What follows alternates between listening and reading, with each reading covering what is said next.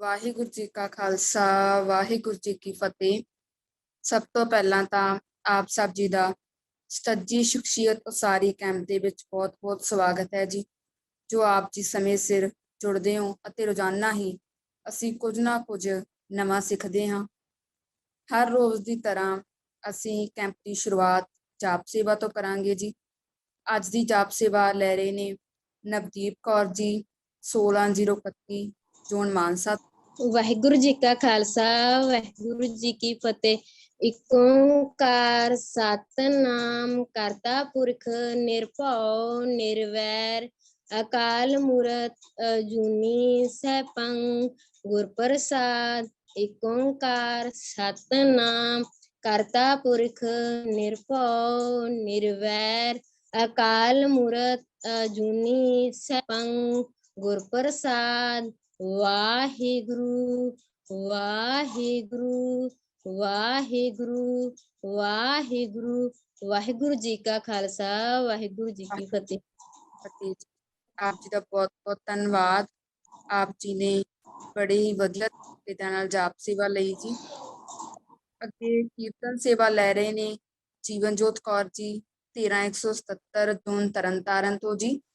ਹਾਂਜੀ, ਵਾਹਿਗੁਰੂ ਜੀ ਕਾ ਖਾਲਸਾ ਵਾਹਿਗੁਰੂ ਜੀ ਕਾ ਖਾਲਸਾ ਵਾਹਿਗੁਰੂ ਜੀ ਕੀ ਮੇਰੇ ਲਾਲਨ ਕੀ ਸੋਭਾ, ਮੇਰੇ ਲਾਲਨ ਕੀ ਸੋਭਾ, ਸਦ ਨਵ ਤਨ ਮਨ ਰੰਗੀ ਸੋਭਾ, ਸਦ ਨਵ ਤਨ ਮਨ ਰੰਗੀ ਸੋਭਾ, ਮੇਰੇ ਲਾਲਨ ਕੀ ਸੋਭਾ, ਮੇਰੇ ਲਾਲਨ ਕੀ ਸੋਭਾ, ਬ੍ਰਹਮ ਮਹੇਸ਼ ਸਿੱਧ ਮੁਨ ਇੰਦਰਾ, ਬ੍ਰਹਮ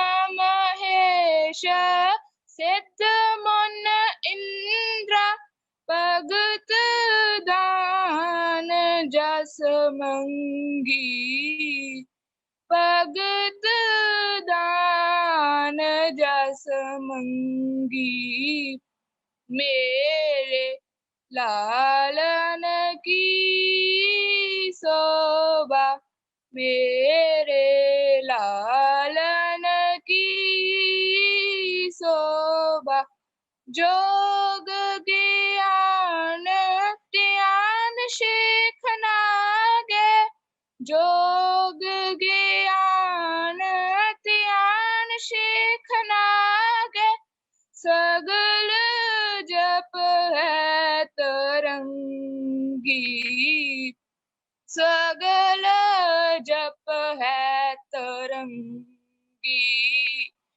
ਮੇਰੇ ਲਾਲਨ ਕੀ ਸੋਭਾ, ਮੇਰੇ ਲਾਲਨ ਕੀ ਸੋਭਾ, ਕਹੋ ਨਾਨਕ ਸੰਤਨ ਬਲਿਹਾਰੇ, ਕਹੋ ਨਾਨਕ ਸੰਤਨ ਬਲਿਹਾਰੇ, ਜੋ ਪ੍ਰਭ ਕੇ ਸਦ ਸੰਗੀ, ਜੋ ਪ੍ਰਭ ਕੇ ਸਦ ਸੰਗੀ, ਮੇਰੇ ਲਾਲਨ ਕੀ ਸੋਭਾ, ਮੇਰੇ ਲਾਲਨ ਕੀ ਸੋਭਾ।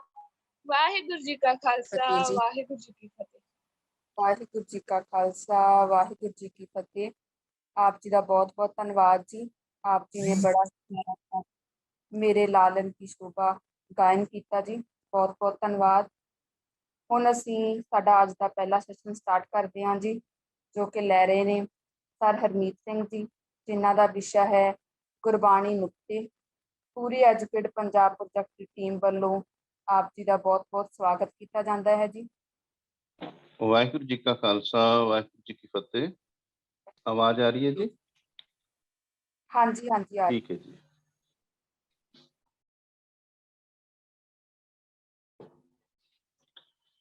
ਸਭ ਤੋਂ ਪਹਿਲਾਂ ਤਾਂ ਮੈਂ ਮਲਟੀਵਰਸਿਟੀ ਜਿਹਦੇ ਵੱਲੋਂ ਐਜੂਕੇਟ ਪੰਜਾਬ ਪ੍ਰੋਜੈਕਟ ਵੱਲੋਂ ਜਿਹੜਾ ਇਹ ਕੈਂਪ ਚਲਾਇਆ ਜਾ ਰਿਹਾ ਹੈ, ਐਜੂਕੇਟ ਪੰਜਾਬ ਪ੍ਰੋਜੈਕਟ,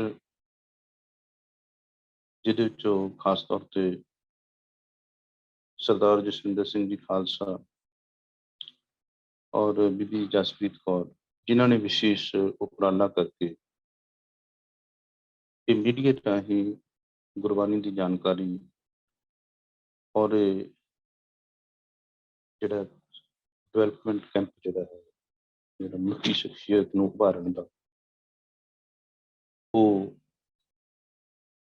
ਇਸ ਰਾਹੀਂ ਆਯੋਜਿਤ ਕੀਤਾ ਹੈ। ਔਰ ਉਹਦੇ ਲਈ ਮੈਂ ਸਭ ਤੋਂ ਪਹਿਲਾਂ ਉਹਨਾਂ ਨੂੰ ਦਾ ਧੰਨਵਾਦ ਕਰਦਾ ਹਾਂ ਔਰ ਉਹਨਾਂ ਨੇ ਮੈਨੂੰ ਬੋਲਣ ਦਾ ਮੌਕਾ ਵੀ ਦਿੱਤਾ ਹੈ, ਉਹਦੇ ਲਈ ਬੜਾ ਸ਼ੁਕਰਗੁਜ਼ਾਰ ਹਾਂ। ਔਰ ਇਹ ਗੁਣਾਂ ਦੀ ਸਾਂਝ ਕਰਨ ਲਈ ਸਾਨੂੰ ਸਤਿਗੁਰੂ ਜੀ ਨੇ ਆਖਿਆ ਹੈ ਕਿ ਸਾਂਝ ਕਰੀ ਜੇ ਗੁਣਾ ਤੇਰੀ ਛੋੜ ਅਵਗੁਣ ਚੱਲੀਏ। ਸੋ ਗੁਣ ਵਾਹਿਗੁਰੂ ਜੀ ਨੇ ਸਾਰਿਆਂ ਵਿੱਚ ਕਰੇ ਨੇ, ਤੇ ਜਦੋਂ ਅਸੀਂ ਗੁਣਾਂ ਦੀ ਸਾਂਝ ਕਰਦੇ ਹਾਂ ਫਿਰ ਉਹ ਗੁਣ ਸਾਡੇ ਵੱਧਦੇ ਰਹਿੰਦੇ ਨੇ। ਆਓ ਇੱਕ ਵਾਰ ਮੈਂ ਸਾਰਿਆਂ ਦੇ ਨਾਲ ਫਤਿਹ ਦੀ ਸਾਂਝ ਕਰਾਂ ਜੀ। ਵਾਹਿਗੁਰੂ ਜੀ ਕਾ ਖਾਲਸਾ, ਵਾਹਿਗੁਰੂ ਜੀ ਕੀ ਫਤਿਹ। ਅੱਜ ਅਸੀਂ ਵਿਚਾਰਾਂਗੇ ਜੀ ਗੁਰਬਾਣੀ ਦੇ ਨੁਕਤੇ। ਪਿਛਲੀ ਕਲਾਸ ਜਿਹੜੀ ਸੀਗੀ ਦਾਸ ਨੇ ਲਈ, ਉਹਦੇ ਵਿੱਚ ਵੀ ਆਪ ਜੀ ਨਾਲ ਸਾਂਝ ਕੀਤੀ ਸੀ, ਜਿਹਦੇ ਵਿੱਚ ਅਸੀਂ ਬਿੰਦੀ ਸ਼ਬਦ ਨੂੰ ਲੈ ਕੇ ਗੁਰਬਾਣੀ ਵਿੱਚ ਕਿੱਥੇ ਕਿੱਥੇ ਬਿੰਦੀ ਆਉਂਦੀ ਹੈ, ਕਿਉਂ ਲਾਉਣੀ ਚਾਹੀਦੀ ਹੈ, ਉਹਦੇ ਬਾਰੇ ਜ਼ਿਕਰ ਕੀਤਾ ਸੀ। ਔਰ ਬੜੇ ਮੈਸੇਜ ਵੀ ਸਾਨੂੰ ਆਏ ਸੀਗੇ ਬੱਚਿਆਂ ਦੇ, ਔਰ ਬੱਚਿਆਂ ਨੇ ਸਮਝਿਆ ਵੀ। ਇਹਦੇ ਲਈ ਵਾਹਿਗੁਰੂ ਜੀ ਦਾ ਸ਼ੁਕਰੀਆ। ਅੱਜ ਅਸੀਂ ਗੁਰਬਾਣੀ ਦੇ ਨੁਕਤੇ ਜਿਹੜੇ ਨੇ ਉਹਦੀ ਗੱਲ ਕਰਾਂਗੇ। ਪਹਿਲਾਂ ਗੁਰਬਾਣੀ ਹੈ ਕੀ ਸਾਡੇ ਲਈ।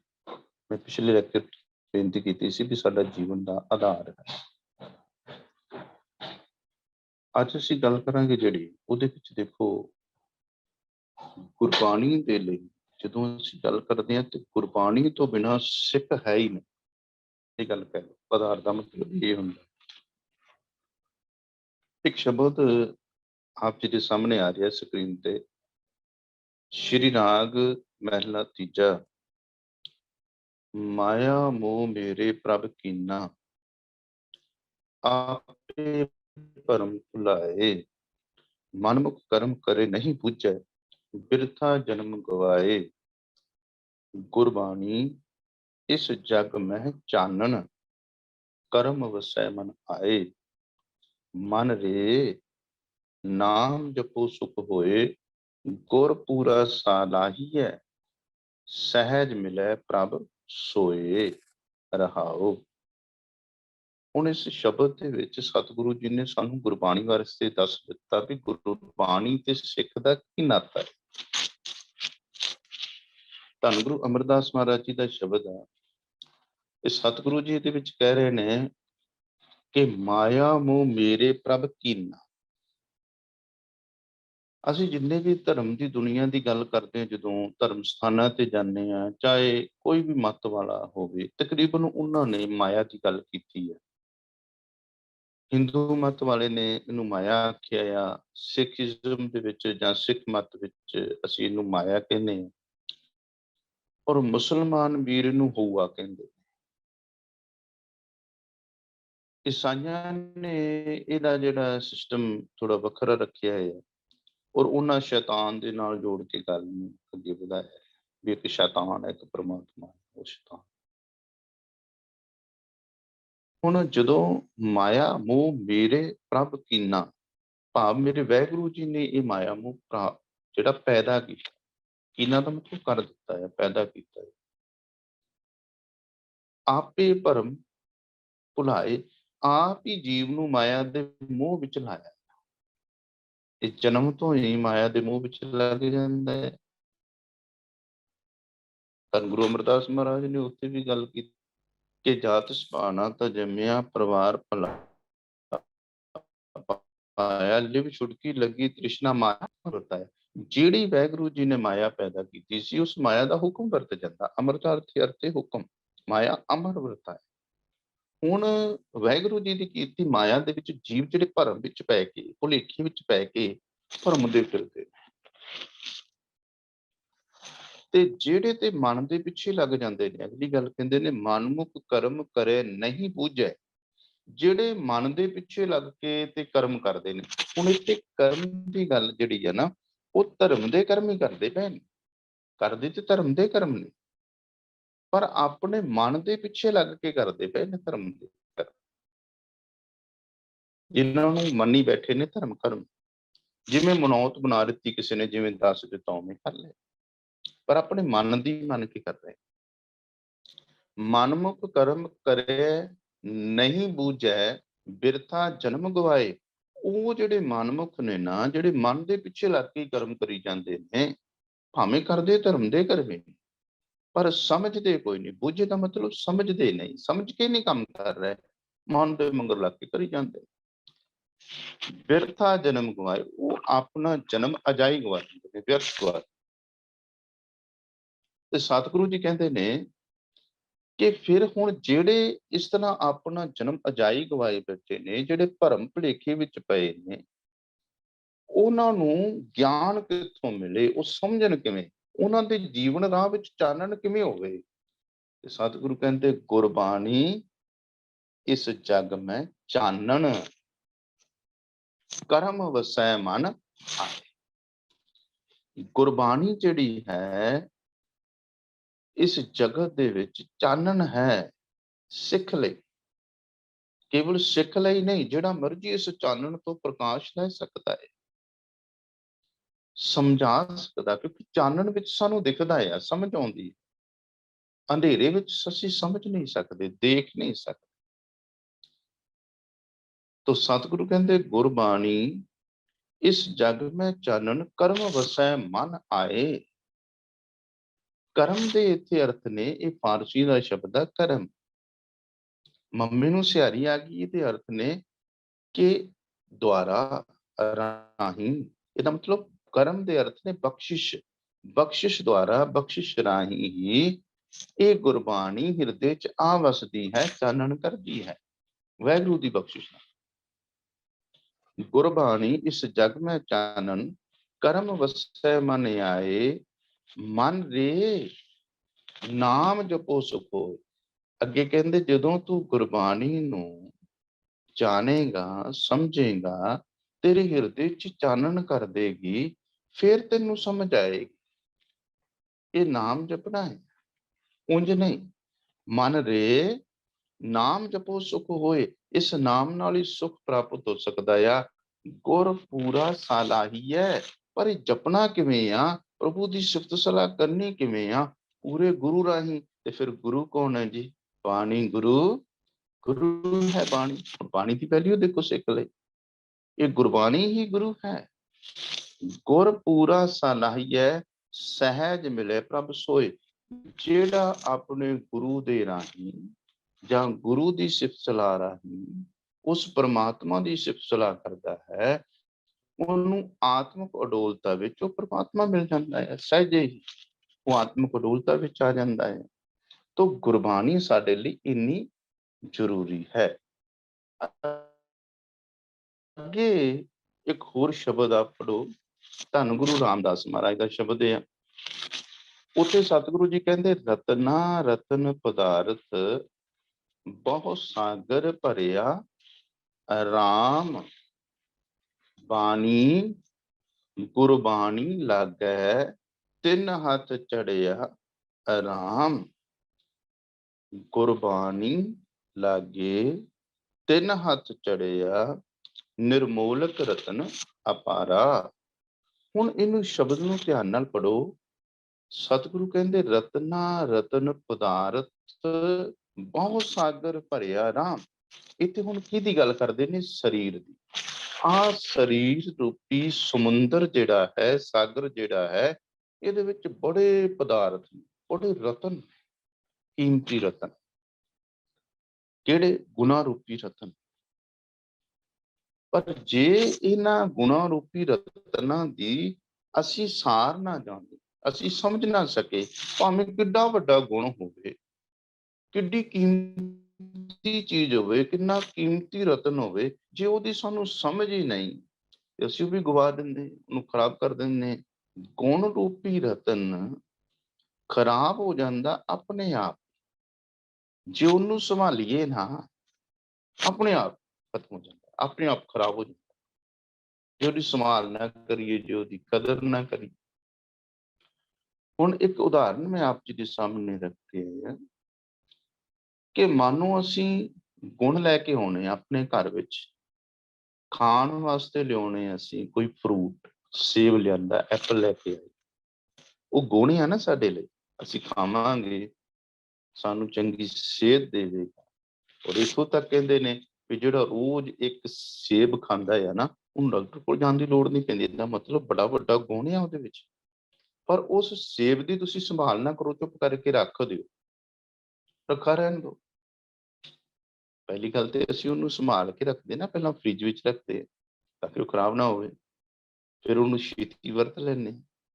ਜੇ ਉਹਨੂੰ ਸੰਭਾਲੀਏ ਨਾ ਤੇ ਹੈ ਤੇ ਗੁਣ, ਪਰ ਆਪਣੇ ਆਪ ਔਗੁਣ ਬਣ ਜਾਏਗਾ ਨਾ, ਜਦੋਂ ਗਲ ਜਾਏਗਾ, ਸੜ ਜਾਏਗਾ, ਖਰਾਬ ਹੋ ਜਾਏਗਾ, ਫਿਰ ਸਾਡੇ ਪੇਟ ਵਿੱਚ ਨਹੀਂ ਜਾ ਸਕਦਾ, ਫਿਰ ਉਹ ਡਸਟਬਿਨ ਵਿੱਚ ਜਾਂਦਾ, ਬੇਕਾਰ ਹੋ ਗਿਆ ਨਾ। ਇਸੇ ਤਰ੍ਹਾਂ ਰਤਨਾਂ ਦਾ ਭਰਿਆ ਹੋਇਆ ਸਰੀਰ ਹੈ, ਗੁਣਾਂ ਰੂਪੀ ਰਤਨਾਂ ਦਾ। ਵਾਹਿਗੁਰੂ ਜੀ ਨੇ ਗੁਣ ਰੂਪੀ ਰਤਨ ਭਰ ਕੇ ਦਿੱਤੇ ਨੇ, ਤੈਨੂੰ ਨਾਲ ਦਿੱਤੇ ਨੇ ਤੇਰੇ ਜਨਮ ਤੋਂ। ਪਰ ਕਹਿੰਦੇ ਇਹਨੂੰ ਸੰਭਾਲਣਾ ਪਏਗਾ, ਤੇ ਸੰਭਾਲਿਆ ਕਿਵੇਂ ਜਾ ਸਕਦਾ ਆ? ਬਾਣੀ ਗੁਰਬਾਣੀ ਲਾਗੇ। ਜਿਹੜੇ ਜੀਵ ਬਾਣੀ ਦੇ ਨਾਲ, ਗੁਰਬਾਣੀ ਨਾਲ ਜੁੜ ਜਾਂਦੇ ਨੇ, ਤਿੰਨ ਹੱਥ ਚੜਿਆ ਰਾਮ, ਉਹਨਾਂ ਨੂੰ ਇਹ ਰਤਨ ਪਦਾਰਥ ਮਿਲ ਜਾਂਦਾ ਹੈ, ਉਹ ਪ੍ਰਾਪਤ ਕਰ। ਬਾਣੀ ਗੁਰਬਾਣੀ ਲਾਗੇ, ਤਿੰਨ ਹੱਥ ਚੜਿਆ ਰਾਮ, ਹੱਥ ਚੜਿਆ ਦਾ ਮਤਲਬ ਉਹਨਾਂ ਨੂੰ ਪ੍ਰਾਪਤ ਹੋ ਜਾਂਦਾ ਹੈ ਕੀਮਤੀ ਰਤਨ। ਤੇ ਫਿਰ ਕਿਹੜਾ ਰਤਨ ਲੱਭ ਜਾਂਦਾ ਉਹਨਾਂ ਨੂੰ? ਕੇਵਲ ਗੁਣਾਂ ਵਾਲਾ ਰਤਨ ਜਿਹੜਾ ਆ, ਉਹ ਬਹੁਤ ਗੁਣਾਂ ਵਾਲੇ ਰਤਨ ਨੇ, ਪਰ ਇੱਕ ਸਭ ਤੋਂ ਕੀਮਤੀ ਰਤਨ ਉਹਨਾਂ ਨੂੰ ਲੱਭ ਜਾਂਦਾ ਆ, ਜਿਹਦੇ ਵਿੱਚ ਸਾਰੇ ਰਤਨ ਮਿਲ ਜਾਂਦੇ। ਜਿਵੇਂ ਹੀਰੇ ਦੀ ਗੱਲ ਕਰੀਏ ਤੇ ਸਭ ਤੋਂ ਵੱਡਾ ਹੀਰਾ ਜਿਹੜਾ ਕੋਹਿਨੂਰ ਨੂੰ ਮੰਨਿਆ ਗਿਆ, ਜਿਹਦੇ ਕੋਲ ਉਹ ਆ ਜਾਏ, ਬਾਕੀ ਤੇ ਸਾਰੇ ਛੋਟੇ ਰਹਿ ਜਾਂਦੇ ਨੇ ਨਾ। ਫਿਰ ਸਤਿਗੁਰੂ ਜੀ ਕਹਿੰਦੇ ਗੁਰਬਾਣੀ ਲਾਗੇ ਤਿੰਨ ਹੱਥ ਚੜਿਆ, ਨਿਰਮੋਲਕ ਰਤਨ ਅਪਾਰਾ। ਜਿਹੜੇ ਫਿਰ ਗੁਰੂ ਦੀ ਬਾਣੀ ਨਾਲ ਜੁੜ ਜਾਂਦੇ, ਧਿਆਨ ਨਾਲ ਸਮਝ ਕੇ ਹਿਰਦੇ 'ਚ ਵਸਾ ਲੈਂਦੇ, ਉਹਨਾਂ ਦੇ ਹੱਥ ਵਿੱਚ ਕਿਹੜਾ ਰਤਨ ਚੜ ਜਾਂਦਾ ਆ? ਤਿੰਨ ਹੱਥ ਚੜਿਆ ਨਿਰਮੋਲਕ ਰਤਨ ਅਪਾਰਾ। ਨਿਰਮੋਲਕ ਰਤਨ ਦਾ ਮਤਲਬ ਜਿਹਦੀ ਕੋਈ ਕੀਮਤ ਪਾਈ ਨਹੀਂ ਜਾ ਸਕਦੀ, ਉਹ ਨਿਰਮੋਲਕ ਰਤਨ ਹੈ, ਨਾਮ ਦਾ ਰਤਨ। ਇਹਦਾ ਮਤਲਬ ਪਰਮਾਤਮਾ ਦੇ ਨਾਮ ਦਾ ਕੀਮਤੀ ਰਤਨ ਵੀ ਸਾਨੂੰ ਗੁਰਬਾਣੀ ਵਿੱਚੋਂ ਹੀ ਮਿਲੇਗਾ। ਪਰਮਾਤਮਾ ਨੂੰ ਮਿਲਣਾ ਤੇ ਗੁਰਬਾਣੀ ਰਾਹੀਂ ਹੀ ਮਿਲਿਆ ਜਾ ਸਕਦਾ ਹੈ। ਔਰ ਰੋਜ਼ ਅਸੀਂ ਪੜ੍ਹਦੇ ਹਾਂ, ਜੋ ਪ੍ਰਭ ਕੋ ਮਿਲਬੋ ਚਾਹੈ। ਅਰਦਾਸ ਤੋਂ ਬਾਅਦ ਪੜ੍ਹਦੇ ਨਾ ਦੋਹਰਾ, ਜੋ ਪ੍ਰਭ ਕੋ ਮਿਲਬੋ ਚਾਹੈ, ਖੋਜ ਸ਼ਬਦ ਮੈਂ ਲੈ। ਉਹ ਸ਼ਬਦ ਵਿੱਚੋਂ ਖੋਜ ਲੈ। ਤੇ ਸ਼ਬਦ ਕੀ ਹੈ? ਗੁਰੂ। ਸ਼ਬਦ ਗੁਰੂ ਸੁਰਤ ਧੁਨ ਚੇਲਾ। ਅੱਗੇ ਭਾਈ ਗੁਰਦਾਸ ਜੀ ਨੇ ਇੱਕ ਬੜਾ ਸੋਹਣਾ ਪ੍ਰਮਾਣ ਦਿੱਤਾ ਹੈ ਗੁਰਬਾਣੀ ਦੇ ਸੰਬੰਧ ਵਿੱਚ। ਉਹ ਕਹਿੰਦੇ, ਜੈਸੇ ਤੋਂ ਸਗਲ ਨਿਤ ਪੂਰਨ ਸਮੁੰਦਰ ਵਿਖੈ, ਹੰਸ ਮਿਰ ਜੀਵੜਾ ਨਿਸੈ ਪ੍ਰਸਾਦ ਪਾਵਈ। ਹੁਣ ਇੱਥੇ ਕਹਿੰਦੇ ਵੀ ਸਮੁੰਦਰ ਜਿਹੜਾ ਆ ਬੜਾ ਵਿਸ਼ਾਲ ਆ, ਔਰ ਸਮੁੰਦਰ ਵਿੱਚ ਬੜੇ ਖਜ਼ਾਨੇ ਪਏ। ਨਿਤ ਦਾ ਮਤਲਬ ਖਜ਼ਾਨੇ ਹੁੰਦੇ ਨੇ, ਔਰ ਬੜੇ ਕੀਮਤੀ ਖਜ਼ਾਨੇ ਸਮੁੰਦਰ ਚੋਂ ਲੱਭਦੇ ਨੇ। ਪਰ ਕਹਿੰਦੇ ਐਵੇਂ ਕੰਢੇ ਤੇ ਜਾ ਕੇ ਤੇ ਨਹੀਂ ਲੱਭ ਜਾਣਗੇ ਨਾ। ਅਸੀਂ ਸਮੁੰਦਰ ਦੇ ਕੰਢੇ ਤੇ ਜਾਂਦੇ ਹਾਂ, ਲੋਕ ਬੀਚ ਤੇ ਜਾਂਦੇ ਨੇ, ਬੜੀ ਮਸਤੀ ਕਰਦੇ ਨੇ, ਖੇਡਦੇ ਨੇ, ਉੱਥੇ ਸਮੁੰਦਰ ਵਿੱਚ ਨਹਾਉਂਦੇ ਨੇ, ਪਰ ਉਹਨਾਂ ਨੂੰ ਖਜ਼ਾਨੇ ਤਾਂ ਨਹੀਂ ਨਾ ਲੱਭ ਜਾਂਦੇ। ਹਾਂ, ਥੋੜੀ ਮਨ ਦੀ ਖੁਸ਼ੀ ਲੈ ਆਉਂਦੇ ਨੇ ਥੋੜੇ ਸਮੇਂ ਲਈ, ਪਰ ਖਜ਼ਾਨਾ ਤਾਂ ਨਹੀਂ ਲੱਭਦਾ। ਜੇ ਉਹਨਾਂ ਨੂੰ ਕੰਢੇ ਤੋਂ ਲੱਭੇਗਾ ਤੇ ਸਮੁੰਦਰ ਕੰਢੇ ਤੇ ਕੀ ਸੁੱਟਦਾ ਹੈ? ਸਮੁੰਦਰ ਦੀਆਂ ਛੱਲਾਂ ਕੰਢਿਆਂ ਤੇ ਸਮੁੰਦਰ ਦਾ ਗੰਦ ਸੁੱਟਦੀਆਂ। ਜੋ ਸਮੁੰਦਰ ਦੇ ਵਿੱਚ ਮਨੁੱਖਾਂ ਨੇ ਕੂੜਾ ਕਰਕਟ ਸੁੱਟਿਆ ਹੁੰਦਾ, ਕੋਈ ਖਾਲੀ ਬੋਤਲ ਹੈ, ਕੁਝ ਹੈ, ਉਹ ਸਾਰਾ ਕੁਝ ਕੰਢੇ ਤੇ ਆ, ਉਹਨਾਂ ਨੂੰ ਉਹ ਦਿਖੇਗਾ। ਜਾਂ ਫਿਰ ਜਿਹੜੇ ਸੈੱਲ ਹੁੰਦੇ ਨੇ ਉਹ ਮਿਲਣਗੇ, ਉੱਥੋਂ ਸਿੱਪੀਆਂ ਉਹ ਮਿਲਣਗੀਆਂ, ਖਜ਼ਾਨੇ ਨਹੀਂ ਮਿਲਣਗੇ, ਕੀਮਤੀ ਮੋਤੀ ਨਹੀਂ ਮਿਲਣਗੇ। ਮਿਲਣਗੇ ਕਿਹਨੂੰ? ਹੰਸ ਮਰਜੀਵੜਾ ਨਿਸ਼ਚੈ ਪ੍ਰਸਾਦ ਪਾਵਈ। ਭਾਈ ਗੁਰਦਾਸ ਜੀ ਕਹਿੰਦੇ ਜਿਹੜਾ ਹੰਸ ਬਣ ਕੇ, ਮਰਜੀਵੜਾ ਬਣ ਕੇ ਮੌਤ ਦੀ ਪਰਵਾਹ ਨਾ ਕਰੇ। ਕਿਤੇ ਹੁਣ ਮਰਨਾ ਕਿੱਧਰੋਂ ਆ? ਹਉਮੈ ਵੱਲੋਂ, ਮੈਂ ਵੱਲੋਂ। ਉਹ ਜਿਹੜਾ ਡਾਈਵਰ ਹੁੰਦਾ, ਤੁਸੀਂ ਡਾਈਵਰ ਸਮਝਦੇ ਹੋ, ਗੋਤਾਖੋਰ। ਉਹ ਗੋਤਾਖੋਰ ਜਿਹੜਾ ਡਾਈਵਰ ਹੁੰਦਾ ਨਾ, ਥੱਲੇ ਜਾਂਦਾ ਪਾਣੀ ਦੇ ਵਿੱਚ, ਥੱਲੇ ਤਹਿ ਤੱਕ ਚਲਾ ਜਾਂਦਾ। ਉਹ ਜਦੋਂ ਤਹਿ ਤੱਕ ਪਾਣੀ ਦੇ ਜਾਂਦਾ, ਥੱਲੇ ਜਾਂਦਾ, ਥੱਲੋਂ ਫਿਰ ਖਜ਼ਾਨੇ ਕੱਢ ਕੇ ਲਿਆਉਂਦਾ। ਪਰ ਥੱਲੇ ਕਿੰਨੇ ਖੂੰਖਾਰ ਜਾਨਵਰ ਆ, ਉਹਨਾਂ ਦੀ ਪਰਵਾਹ ਨਹੀਂ ਕਰਦਾ, ਪਰ ਜਾਂਦਾ ਹੈ। ਉਹ ਜਾਨਵਰਾਂ ਦਾ ਡਰ ਨਹੀਂ ਮੰਨਦਾ, ਜਾਂਦਾ ਹੈ। ਫਿਰ ਉਹ ਕੱਢ ਲਿਆਉਂਦਾ ਬਾਹਰ। ਅਗਲੀ ਗੱਲ ਕੀਤੀ, ਜੈਸੇ ਪਰਬਤ ਹੀਰਾ ਮਾਨਕ ਪਾਰਸ ਸਿੱਧ। ਜਿਵੇਂ ਹੀਰੇ ਜਿਹੜੇ ਨੇ ਉਹ ਤੁਹਾਨੂੰ ਪਤਾ ਧਰਤੀ ਚੋਂ ਨਿਕਲਦੇ, ਪਰ ਪਹਾੜਾਂ ਦੇ ਵਿੱਚੋਂ ਨਿਕਲਦੇ ਨੇ। ਪਹਾੜਾਂ ਨੂੰ ਖੋਦ ਕੇ ਉਹਦੇ ਥੱਲੇ ਜਿਹੜੀ ਧਰਤੀ ਦੇ ਵਿੱਚ ਹੀਰੇ ਮਿਲਦੇ, ਪਹਾੜਾਂ ਵਾਲੀ ਥਾਂ ਖੋਦੀ ਜਾਂਦੀ, ਉੱਥੋਂ ਪਾਰਸ ਮਿਲਦੇ ਨੇ, ਪਾਰਸ ਪੱਥਰ ਵੀ ਲੱਭਦੇ ਨੇ, ਮਾਨਕ ਲੱਭਦੇ ਨੇ, ਹੀਰੇ ਲੱਭਦੇ ਨੇ। ਪਰ ਲੱਭਦੇ ਕਿਹਨੂੰ ਨੇ? ਜਿਹੜਾ ਖਾਨ ਖੋਦ ਕੇ ਉਸ ਖਾਨ ਦੇ ਅੰਦਰ ਚਲਾ ਜਾਂਦਾ, ਉਹਨੂੰ ਖੋਦ ਕੇ ਥੱਲੇ ਉਹਦੇ ਵਿੱਚ ਚਲਾ ਜਾਂਦਾ, ਡਰਦਾ ਨਹੀਂ, ਮਿਹਨਤ ਕਰਦਾ, ਉਹਨੂੰ ਲੱਭਦਾ। ਔਰ ਅਗਲੀ ਗੱਲ ਕੀਤੀ, ਜੈਸੇ ਬਨ ਵਿਖੇ ਮਲਿਆਗਰ ਸੋਦਾ ਕਪੂਰ। ਇਹ ਸੋਦਾ, ਕਪੂਰ, ਮਲਿਆਗਰ, ਚੰਦਨ, ਇਹ ਬੜੇ ਕੀਮਤੀ ਪਦਾਰਥ ਨੇ, ਪਰ ਜੰਗਲ ਵਿੱਚੋਂ ਲੱਭਦੇ ਨੇ। ਬਨ ਜੰਗਲ, ਤੇ ਜੰਗਲ ਬੜਾ ਭਿਆਨਕ ਹੁੰਦਾ, ਖੂੰਖਾਰ ਜਾਨਵਰ ਹੁੰਦੇ ਨੇ। ਹੁਣ ਜਿਹੜਾ ਉਸ ਜੰਗਲ ਦੇ ਵਿੱਚ ਚਲਾ ਜਾਂਦਾ ਹੈ, ਮਿਹਨਤ ਕਰਦਾ ਹੈ, ਦੁੱਖ ਝੱਲਦਾ ਹੈ ਉਹਦੇ, ਔਰ ਉਹ ਕੀ ਕਰਦਾ? ਉਥੋਂ ਸਾਰੇ ਖੁਸ਼ਬੂ ਵਾਲੇ ਪਦਾਰਥ ਲਿਆ ਕੇ ਤੇ ਜਗਤ ਵਿੱਚ ਪ੍ਰਗਟ ਕਰ ਦਿੰਦਾ। ਸੋਧ ਕੇ ਸੁਬਾਸੀ ਸੁਬਾਸ ਬੈਸਾਵੇ। ਇਹ ਮਲਿਆਗਰ, ਸੋਦਾ, ਕਪੂਰ, ਚੰਦਨ ਨੂੰ ਉਹ ਫਿਰ ਉਹਨੂੰ ਸੋਧ ਕੇ ਉਹਦੇ ਸੈਂਟ ਬਣਾ ਕੇ ਜਗਤ ਵਿੱਚ ਭੇਜ ਦਿੰਦਾ ਹੈ। ਬਾਸ਼ਨਾ ਦੇਣ ਵਾਲੇ, ਖੁਸ਼ਬੂਆਂ ਦੇਣ ਵਾਲੇ ਮਹਿੰਗੇ ਮਹਿੰਗੇ ਵੇਚਦਾ ਹੈ। ਹੁਣ ਦੇਖੋ, ਬੰਦਾ ਮਿਹਨਤ ਕਰਦਾ, ਫਿਰ ਹੀ ਉਹ ਵਿਕਦੇ ਨੇ ਨਾ ਮਹਿੰਗੇ ਮਹਿੰਗੇ, ਫਿਰ ਹੀ ਉਹਨਾਂ ਨੂੰ ਜਗਤ ਵਿੱਚ ਆ ਕੇ ਪ੍ਰਗਟ ਕਰਦਾ ਹੈ। ਅਖੀਰ ਤੇ ਗੁਰੂ ਸਾਹਿਬ ਗੁਰਬਾਣੀ ਦੀ ਭਗਤ ਭਾਈ ਗੁਰਦਾਸ ਜੀ ਜਿਹੜੇ ਉਹਨਾਂ ਦਾ ਕਵਿਤੇ ਹੈ। ਭਾਈ ਗੁਰਦਾਸ ਜੀ ਅਖੀਰ ਤੇ ਤੱਤ ਦੀ ਗੱਲ ਕਰਦੇ ਨੇ। ਕਹਿੰਦੇ ਜਿਵੇਂ ਸਮੁੰਦਰ ਦੇ ਵਿੱਚ ਗੋਤਾ ਲਾਉਣ ਵਾਲਾ ਪਾਉਂਦਾ ਨਾ, ਜਿਵੇਂ ਪਰਬਤਾਂ ਦੇ ਵਿੱਚ, ਖਾਨਾਂ ਦੇ ਵਿੱਚ ਅੰਦਰ ਜਾ ਕੇ ਜਿਹੜਾ ਮਿਹਨਤ ਕਰਦਾ, ਉਹੀ ਹੀਰੇ ਨੂੰ ਪ੍ਰਗਟ ਕਰਦਾ ਆ। ਜਿਵੇਂ ਜੰਗਲ ਦੇ ਵਿੱਚ ਪ੍ਰਵੇਸ਼ ਕਰਕੇ ਮਿਹਨਤ ਕਰਕੇ ਤੇ ਕੋਈ ਸਬਾਸੀ ਸਬਾਸ ਵਸਾਉਂਦਾ ਹੈ, ਇਸੇ ਤਰ੍ਹਾਂ ਗੁਰਬਾਣੀ ਵਿੱਚ ਸਾਰੇ ਹੀ ਪਦਾਰਥ, ਸਮੁੰਦਰ ਵਿੱਚ ਸਾਰੇ ਪਦਾਰਥ ਨੇ। ਜੋ ਸਮੁੰਦਰ ਚੋਂ ਲੱਭਣਾ, ਸਮੁੰਦਰ ਚੋਂ ਲੱਭਣਾ, ਉਹ ਪਹਾੜਾਂ ਚੋਂ ਨਹੀਂ ਲੱਭਣਾ। ਤੇ ਜੋ ਪਹਾੜਾਂ ਚੋਂ ਲੱਭਣਾ, ਉਹ ਸਮੁੰਦਰ ਚੋਂ ਨਹੀਂ ਲੱਭਣਾ। ਜੋ ਜੰਗਲ ਚੋਂ ਲੱਭਣਾ ਹੈ, ਉਹ ਪਹਾੜ ਚੋਂ ਨਹੀਂ ਲੱਭਣਾ। ਪਰ ਗੁਰਬਾਣੀ ਚੋਂ ਸਿੱਖਾ ਤੈਨੂੰ ਸਭ ਕੁਝ ਲੱਭਣਾ। ਕਿੱਡੀ ਵੱਡੀ ਗੱਲ ਹੈ। ਤੈਸੇ ਗੁਰਬਾਣੀ ਵਿਖੇ ਸਗਲ ਪਦਾਰਥ ਹੈ, ਪਰ ਕਹਿੰਦੇ ਲੱਭੇਗਾ ਕਿਹਨੂੰ? ਜੋਈ ਜੋਈ ਖੋਜੈ ਸੋਈ ਸੋਈ ਨਿਪ ਜਾਵਈ। ਜਿਹੜਾ ਖੋਜ ਕਰੇਗਾ, ਜਿਹੜਾ ਇਹਨੂੰ ਵਿਚਾਰੇਗਾ, ਉਹਨੂੰ ਹੀ ਪ੍ਰਾਪਤ ਹੋਏਗਾ। ਅੱਗੇ ਹੁਣ ਅਸੀਂ ਨਾ ਵਿਚਾਰ ਦੀ ਗੱਲ ਹੀ ਹੈ। ਇਹ ਨੁਕਤੇ ਦਾ ਮਤਲਬ ਹੈ ਵਿਚਾਰ ਕੇ ਪੜ੍ਹਨਾ, ਧਿਆਨ ਨਾਲ ਪੜ੍ਹਨਾ, ਸ਼ੁੱਧ ਉਚਾਰਨ ਕਰਨਾ, ਸਮਝ ਸਮਝ ਕੇ ਪੜ੍ਹਨਾ, ਮਨ ਕਰਕੇ ਪੜ੍ਹਨਾ। ਇਹ ਗੁਰਬਾਣੀ ਦੇ ਨੁਕਤੇ ਨੇ। ਇੱਥੇ ਹੁਣ ਅੱਗੇ ਜਿਹੜਾ ਆ ਉਹ ਤੁਸੀਂ ਦੇਖੋ, ਤੁਹਾਡੇ ਸਾਹਮਣੇ ਆ ਰਿਹਾ ਹੈ ਸਲਾਈਡ ਦੇ ਉੱਤੇ। ਇਹਨੂੰ ਅਸੀਂ ਰੋਜ਼ ਹੀ ਪੜ੍ਹਦੇ ਹਾਂ, ਰੋਜ਼ ਪੜ੍ਹਦੇ ਆ। ਔਰ ਇਹਨੂੰ ਕੋਈ ਬੱਚਾ ਪੜ੍ਹ ਕੇ ਸੁਣਾਏਗਾ ਜੀ ਮੈਨੂੰ, ਫਿਰ ਆਪਾਂ ਗੱਲ ਸ਼ੁਰੂ ਕਰਾਂਗੇ ਨੁਕਤੇ ਦੀ। ਕੋਈ ਬੱਚਾ ਵੀ ਰੋਜ਼ ਹੀ ਪੜ੍ਹਦੇ ਅਸੀਂ ਪਹਿਲੀ ਤੁਕ ਨੂੰ। ਔਰ ਸਹਿਜ ਪਾਠ ਕਰਨ ਵਾਲੇ ਬਾਬਾ ਫਰੀਦ ਜੀ ਦਾ ਸ਼ਬਦ ਵੀ ਪੜ੍ਹਦੇ ਨੇ। ਹਾਂਜੀ। ਵਾਹਿਗੁਰੂ ਜੀ ਕਾ ਖਾਲਸਾ, ਵਾਹਿਗੁਰੂ ਜੀ ਕੀ ਫਤਿਹ। ਵਾਹਿਗੁਰੂ ਜੀ ਕਾ ਖਾਲਸਾ, ਵਾਹਿਗੁਰੂ ਜੀ ਕੀ ਫਤਿਹ। ਜਿਨੀ ਨਾਮ ਤੇ ਆਇਆ ਗਏ ਮਸਕਤ ਕਾਲ। ਹਾਂਜੀ ਉਸ ਤੋਂ ਅੱਗੇ ਹਾਂਜੀ। ਫਰੀਦਾ ਕੰਨ ਮੁਸੱਲਾ ਸੂਫ ਗਲ ਦਿਨ ਕਾਤੀ ਗੁੜਵਾਤ। ਬਾਹਰ ਦਿਸੈ ਚਾਨਣਾ ਦਿਲ ਅੰਧਿਆਰੀ ਰਾਤ। ਸੱਚਖੰਡ ਵਸੈ ਨਿਰੰਕਾਰ। ਵਾਹ ਜੀ ਵਾਹ, ਬਹੁਤ ਵਧੀਆ। ਇਸ ਬੱਚੀ ਨੇ ਹੁਣ ਜਿਹੜਾ ਪੜ੍ਹਿਆ ਆ, ਉਹ ਜਿਵੇਂ ਲਿਖਿਆ ਉਵੇਂ ਨਹੀਂ ਪੜ੍ਹਿਆ। ਇਹਨਾਂ ਪੜ੍ਹਿਆ ਜਿਨੀ ਨਾਮ ਤੇ ਆਇਆ ਗਏ ਮੁਸੱਕਤ ਘਾਲ ਪੜਿਆ, ਪਰ ਲਿਖਿਆ ਕੀ ਹੈ ਜੀ? ਮੰਮਾ ਸੱਸਾ ਕੱਕਾ ਤੱਤਾ। ਕੀ ਬਣਦਾ ਜੀ? ਕੀ ਬਣਦਾ ਜੀ? ਮੰਮਾ ਸੱਸਾ ਕੱਕਾ ਤੱਤੇ ਨੂੰ ਸਾਰੀ ਕੀ ਬਣਿਆ? ਹਾਂਜੀ ਦੱਸੇਗਾ ਮਸਕਤ ਕੋਈ ਜੀ? ਮਸਕਤ ਹਾਂਜੀ, ਤੇ ਤੁਸੀਂ ਮੁਸੱਕਤ ਕਿਉਂ ਪੜਿਆ ਜੀ? ਦੇਖੋ, ਇਹ ਬੱਚੇ ਨੇ ਮੁਸੱਕਤ ਪੜਿਆ, ਠੀਕ ਪੜਿਆ। ਇਹਦਾ ਮਤਲਬ ਇਹੀ ਨੁਕਤਾ ਹੈ ਗੁਰਬਾਣੀ ਦਾ।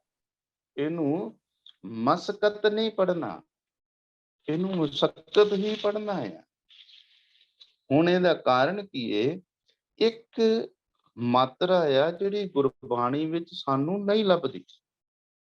ਜਿਹੜੀਆਂ ਮਾਤਰਾਵਾਂ ਨੇ ਨਾ, ਉਹ ਜਿਹਦੇ ਚ ਦੇਖੋ ਅਸੀਂ ਸਿਹਾਰੀ, ਬਿਹਾਰੀ, ਕੰਨਾ, ਔਂਕੜ, ਦਲੰਕੜ, ਲਾਂ, ਦੁਲਾਂ, ਊੜਾ, ਕਨੂੜਾ, ਟਿੱਪੀ, ਬਿੰਦੀ ਆਦਿ ਅਸੀਂ ਪੜ੍ਹਦੇ ਹਾਂ, ਪਰ ਇੱਕ ਆ ਜਿਹੜਾ ਗੁਰਬਾਣੀ ਵਿੱਚ ਲਿਖਿਆ ਹੀ ਨਹੀਂ ਗਿਆ, ਉਹ ਮਾਤਰਾ ਹੈ ਅਦਕ। ਅਦਕ ਲਿਖੀ ਨਹੀਂ ਗੁਰਬਾਣੀ ਵਿੱਚ, ਕਿਤੇ ਵੀ ਤੁਹਾਨੂੰ ਅਦਕ ਨਹੀਂ ਮਿਲੇਗੀ, ਪਰ ਅਸੀਂ ਅਦਕ ਦੀ ਵਰਤੋਂ ਕਰਦੇ ਹਾਂ, ਮਸਕਤ ਕਰਦੇ ਹਾਂ। ਸੱਸੇ ਤੇ ਅਦਕ ਲਗਾ ਦਿੱਤੀ, ਮੁਸ਼ੱਕਤ। ਇਸੇ ਤਰ੍ਹਾਂ ਅਸੀਂ ਜਿਹੜਾ ਅੱਗੇ ਪੜ੍ਹਿਆ ਆ, ਉਹ ਪੜ੍ਹਦੇ ਫਰੀਦਾ ਕੰਨ ਮੁਸੱਲਾ ਸੂਫ ਗਲ। ਇਹ ਤੇ ਹੁਣ ਪੜ੍ਹਿਆ ਮੁਸੱਲਾ, ਤੇ ਬਣਿਆ ਲਿਖਿਆ ਕੀ ਹੈ? ਮੁਸਲਾ। ਮੰਮੀ ਔਂਕੜ ਸੱਸਾ ਲੱਲੇ ਕੰਨਾ ਮੁਸਲਾ, ਪਰ ਪੜ੍ਹਦੇ ਕੀ ਆ? ਮੁਸੱਲਾ। ਇਹਦਾ ਮਤਲਬ ਅਦਕ ਆਪਾਂ ਆਪਣੇ ਕੋਲ ਲਗਾ ਰਹੇ ਹਾਂ। ਤੇ ਅੱਜ ਦਾ ਜਿਹੜਾ ਪੰਜਾਬੀ ਪੜ੍ਹਨ ਵਾਲਾ, ਇਹਨੂੰ ਤਾਂ ਮੁਸਲਾ ਹੀ ਪੜ੍ਹੇਗਾ। ਜੇ ਉਹਨੂੰ ਨਹੀਂ ਸਮਝ, ਉਹਨੂੰ ਨੁਕਤੇ ਦਾ ਨਹੀਂ ਪਤਾ, ਪਰ ਸਾਨੂੰ ਪਤਾ ਆ, ਇਸ ਲਈ ਅਸੀਂ ਨੂੰ ਮੁਸੱਲਾ ਹੀ ਪੜ੍ਹਦੇ ਹਾਂ। ਸਹਿਜ ਪਾਠ ਕਰਨ ਵਾਲੇ ਬੱਚੇ ਨੂੰ ਮੁਸੱਲਾ ਪੜ੍ਹਦੇ ਨੇ, ਆ ਬੱਚੇ ਨੇ ਵੀ ਉਹਨੂੰ ਮੁਸੱਲਾ ਪੜ੍ਹਿਆ, ਬਹੁਤ ਵਧੀਆ। ਤੋ ਇੱਥੇ ਹੁਣ ਅਸੀਂ ਅਦਕ ਦਾ ਉਚਾਰਨ ਕਰਦੇ ਹਾਂ। ਇਹਦਾ ਮਤਲਬ ਜਿੰਨੀ ਨਾਮ ਤੇ ਆਇਆ ਗਏ ਮੁਸੱਕਤ ਘਾਲ, ਮੁਸੱਕਤ ਹੁੰਦੀ ਮਿਹਨਤ, ਤੇ ਸੱਸੇ ਦੇ ਪੈਰ ਚ ਅਸੀਂ ਬਿੰਦੀ ਵੀ ਲਾਉਣੇ, ਮੁਸ਼ੱਕਤ ਪੜ੍ਹਦੇ ਹਾਂ। ਇਸੇ ਤਰ੍ਹਾਂ ਮੁਸੱਲਾ ਪੜ੍ਹਦੇ ਹਾਂ, ਫਰੀਦਾ ਕੰਨ ਮੁਸੱਲਾ ਸੂਫ ਗਲ ਦਿਲ ਕਾਤੀ ਗੁੜ ਵਾਤ। ਕੰਨ ਦਾ ਮਤਲਬ ਕੰਧੇ ਤੇ, ਕੰਧੇ ਤੇ ਮੁਸੱਲਾ ਰੱਖਿਆ ਆ। ਤੇ ਮੁਸੱਲਾ ਕਿਉਂ ਰੱਖਿਆ ਆ? ਉਹ ਜਿਹੜਾ ਕੱਪੜਾ ਵਿਛਾਉਂਦੇ ਨੇ ਮੁਸਲਮਾਨ ਨਮਾਜ਼ ਕਰਨ ਵੇਲੇ, ਉਹਨੂੰ ਕਹਿੰਦੇ ਮੁਸੱਲਾ। ਵੀ ਪਤਾ ਲੱਗੇ ਵੀ ਮੁਸਲਮਾਨ ਬੜਾ ਪੱਕਾ ਆ, ਜਿੱਥੇ ਇਹਨੂੰ ਸਮਾਂ ਹੋ ਜਾਂਦਾ ਨਮਾਜ਼ ਦਾ, ਉੱਥੇ ਹੀ ਨਮਾਜ਼ ਕਰ ਲੈਂਦਾ, ਇਸ ਲਈ ਮੋਢੇ ਤੇ ਰੱਖ ਕੇ ਤੁਰਿਆ ਫਿਰਦਾ ਹੈ। ਪਰ ਸਤਿਗੁਰੂ ਕਹਿੰਦੇ ਨੇ ਕੰਨ ਮੁਸੱਲਾ ਸੂਪ ਗਲ। ਗਲ ਵਿੱਚ ਸੂਤੀ ਸਾਦਾ ਕੱਪੜਾ ਪਾਇਆ ਹੋਇਆ ਹੈ, ਦਰਵੇਸ਼ਾਂ ਵਾਲਾ। ਪਰ ਕਹਿੰਦੇ ਦਿਲ ਕਾਤੀ ਗੁੜਵਾਤ, ਦਿਲ ਵਿੱਚ ਕੈਂਚੀ ਰੱਖੀ ਹੈ, ਤੇ ਮੁਖ ਤੋਂ ਗੁੜਬਾਤ, ਮਿੱਠੇ ਮਿੱਠੇ ਗੁੜ ਵਰਗੇ ਬੋਲ ਬੋਲਦਾ ਹੈ, ਬੜਾ ਮਿੱਠਾ ਬੋਲਦਾ ਹੈ। ਪਰ ਕਹਿੰਦੇ ਬਾਹਰੋਂ ਹੀ ਦਿਖਦਾ ਪਿਆ ਚਾਨਣ, ਬੜਾ ਸੋਹਣਾ ਲੱਗਦਾ ਹੈ, ਪਰ ਦਿਲ ਵਿੱਚ ਤੇ ਅੰਧਿਆਰੀ ਰਾਤ ਹੈ। ਅੰਧੇਰੀ ਰਾਤ ਤੇ ਦਿਲ ਵਿੱਚ ਅੰਧੇਰਾ ਪਿਆ ਆ। ਇਹਦਾ ਮਤਲਬ ਇਹਦੇ ਦਿਲ ਵਿੱਚ ਚਾਨਣ ਨਹੀਂ ਹੋਇਆ। ਕਿਤੇ ਸਾਡਾ ਵੀ ਇਹ ਹਾਲ ਨਾ ਹੋਵੇ, ਸਾਡੇ ਦਿਲ ਚ ਚਾਨਣ ਨਾ ਹੋਵੇ। ਉੱਤੋਂ ਅਸੀਂ ਸੋਹਣੀ ਦਸਤਾਰ ਬੰਨ ਲਈਏ, ਉੱਪਰੋਂ ਅਸੀਂ ਸੋਹਣੇ ਵਸਤਰ ਪਾ ਲਈਏ, 5 ਕਕਾਰ ਵੀ ਸਜਾ ਲਈਏ, ਪਰ ਦਿਲ ਦੇ ਵਿੱਚ ਜੇ ਅੰਧੇਰਾ ਰਹਿ ਗਿਆ ਤੇ ਫਿਰ ਕੋਈ ਫਾਇਦਾ ਨਹੀਂ ਹੋਣਾ। ਤੇ ਉਹ ਦਿਲ ਦਾ ਅੰਧੇਰਾ ਦੂਰ ਕੌਣ ਕਰਦਾ ਜੀ? ਗੁਰਬਾਣੀ ਇਸ ਜਗ ਮੈਂ ਚਾਨਣ, ਜਿੱਥੇ ਅਸੀਂ ਗੱਲ ਕੀਤੀ ਸੀ। ਇਹ ਗੁਰਬਾਣੀ ਨੇ ਸਾਡੇ ਅੰਦਰ ਚਾਨਣ ਕਰਨਾ, ਤਾਂ ਸਾਨੂੰ ਗੁਰਬਾਣੀ ਦੇ ਨੁਕਤਿਆਂ ਦੀ ਲੋੜ ਹੈ, ਸਾਨੂੰ ਸਮਝਣ ਦੀ ਲੋੜ ਹੈ। ਤੋ ਬਾਹਰ ਦਿਸੈ ਚਾਨਣਾ ਦਿਲ ਅੰਧਿਆਰੀ ਰਾਤ। ਅੱਗੇ ਅਸੀਂ ਪੜ੍ਹਦੇ ਹਾਂ ਸੱਚ ਖੰਡ ਵਸੈ ਨਿਰੰਕਾਰ। ਹੁਣ ਇੱਥੇ ਸੱਚ ਲਿਖਿਆ ਹੈ, ਇਹਦੇ ਤੇ ਵੀ ਅਸੀਂ ਅਦਕ ਲਗਾ ਕੇ ਬੋਲਦੇ ਹਾਂ। ਤੋ ਉਸ ਸਮੇਂ ਵਿੱਚ ਗੁਰਬਾਣੀ ਵਿੱਚ ਅਦਕ ਦਾ ਪ੍ਰਯੋਗ ਨਹੀਂ ਹੋ ਰਿਹਾ ਸੀ, ਪਰ ਗੁਰੂ ਸਾਹਿਬ ਦਾ ਪ੍ਰਯੋਗ ਨਹੀਂ ਸੀ ਕਰਦੇ। ਪਰ ਜਦੋਂ ਅਸੀਂ ਪੜ੍ਹਦੇ ਹਾਂ, ਇਹ ਨੁਕਤਾ ਹੈ ਵੀ ਅਸੀਂ ਇਹਦਾ ਉਚਾਰਨ ਕਰਨਾ ਹੈ, ਸਮਝਣਾ ਹੈ ਵੀ ਇਹ ਸ਼ਬਦ ਕੀ, ਸ਼ਬਦ ਨੂੰ ਸਮਝਣ ਵਾਸਤੇ ਉਚਾਰਨ ਕਰਾਂਗੇ। ਅੱਗੇ ਦੇਖੋ ਜੀ, ਹੋਰ ਅਦਕ ਲੱਗਦੀ ਹੈ, ਜਿਵੇਂ ਸੱਚਾ ਆਪ ਸੱਚਾ ਦਰਬਾਰ। ਇੱਥੇ ਵੀ ਅਸੀਂ ਅਦਕ ਲਗਾਉਣੀ ਹੈ, ਸੱਚਾ ਆਪ ਸੱਚਾ ਦਰਬਾਰ। ਅੱਗੇ ਹੈ ਗੱਗਾ ਲੱਲੇ ਵਾਰੀ ਬਣ ਗਿਆ ਗਲੀ, ਪਰ ਹੈਗਾ ਕੀ ਹੈ? ਗੱਲ।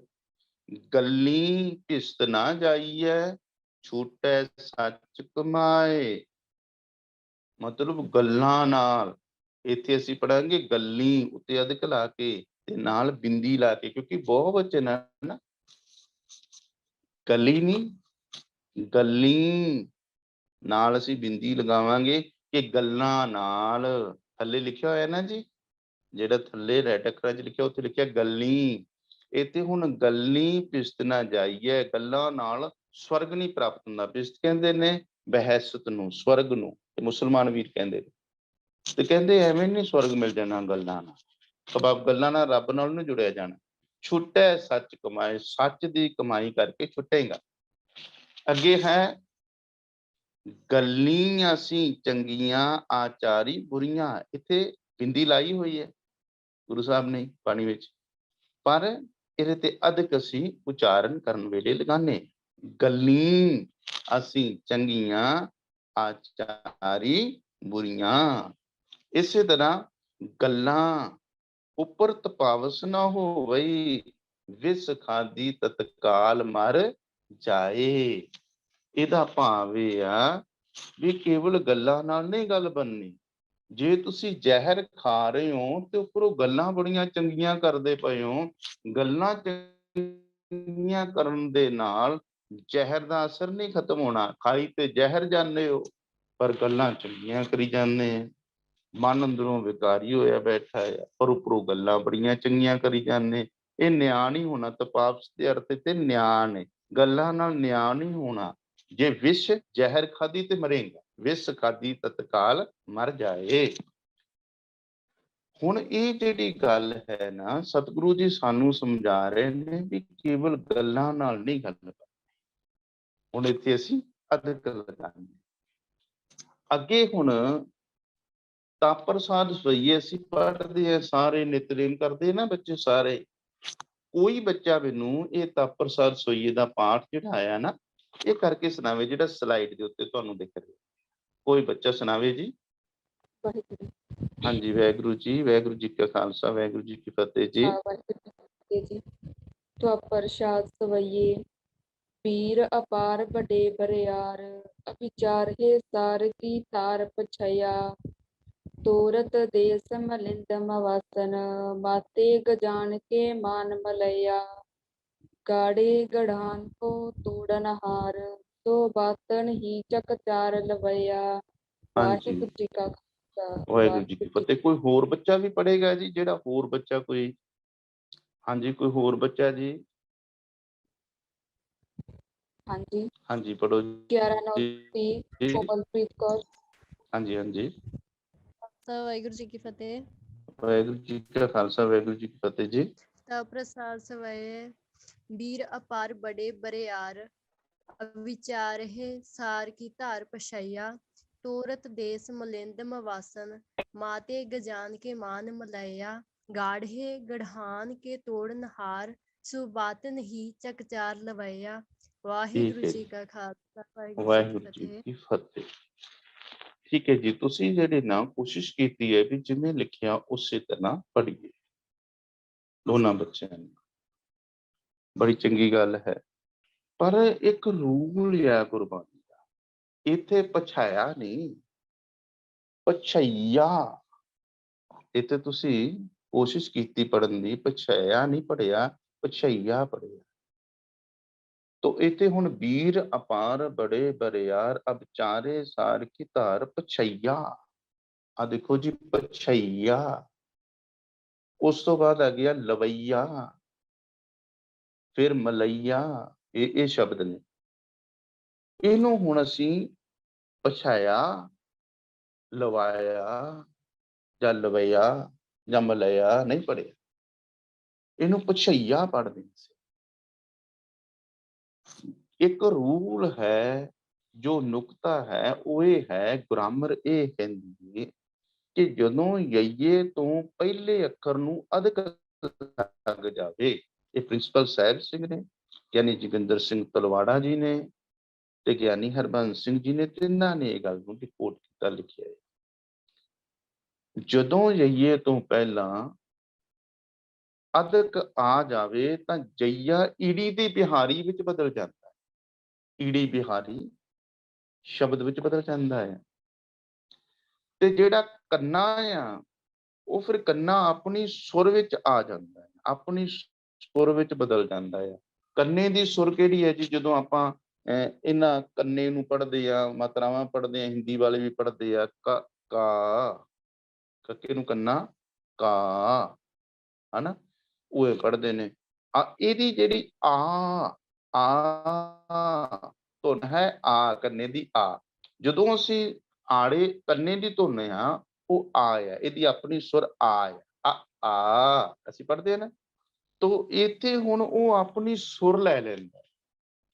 ਹੁਣ ਦੇਖੋ ਲਿਖਿਆ ਤੇ ਪਛਾਇਆ ਨਾ, ਪਰ ਅਸੀਂ ਪੜ੍ਹਦੇ ਪਛਈਆ, ਕਿਉਂਕਿ ਯਈਏ ਦੇ ਉੱਤੇ ਛੱਛੇ ਦੇ ਉੱਤੇ ਅਧਿਕ ਆ ਗਈ ਜਈਏ ਤੋਂ ਪਹਿਲਾਂ, ਯਈਆ ਬਦਲ ਗਿਆ ਈੜੀ ਨੂੰ ਬਿਹਾਰੀ ਦੇ ਵਿੱਚ, ਤੇ ਕੰਨੇ ਨੇ ਆਪਣੀ ਸੁਰ ਲੈ ਲਈ ਆੜੇ ਨੂੰ ਕੰਨਾ ਆ, ਕੰਨਾ ਆ ਵਿੱਚ ਬਦਲ ਗਿਆ, ਇਹ ਬਣ ਗਿਆ ਪਛਈਆ, ਲਵਈਆ, ਮਲਈਆ, ਇਸ ਤਰ੍ਹਾਂ ਉਚਾਰਨ।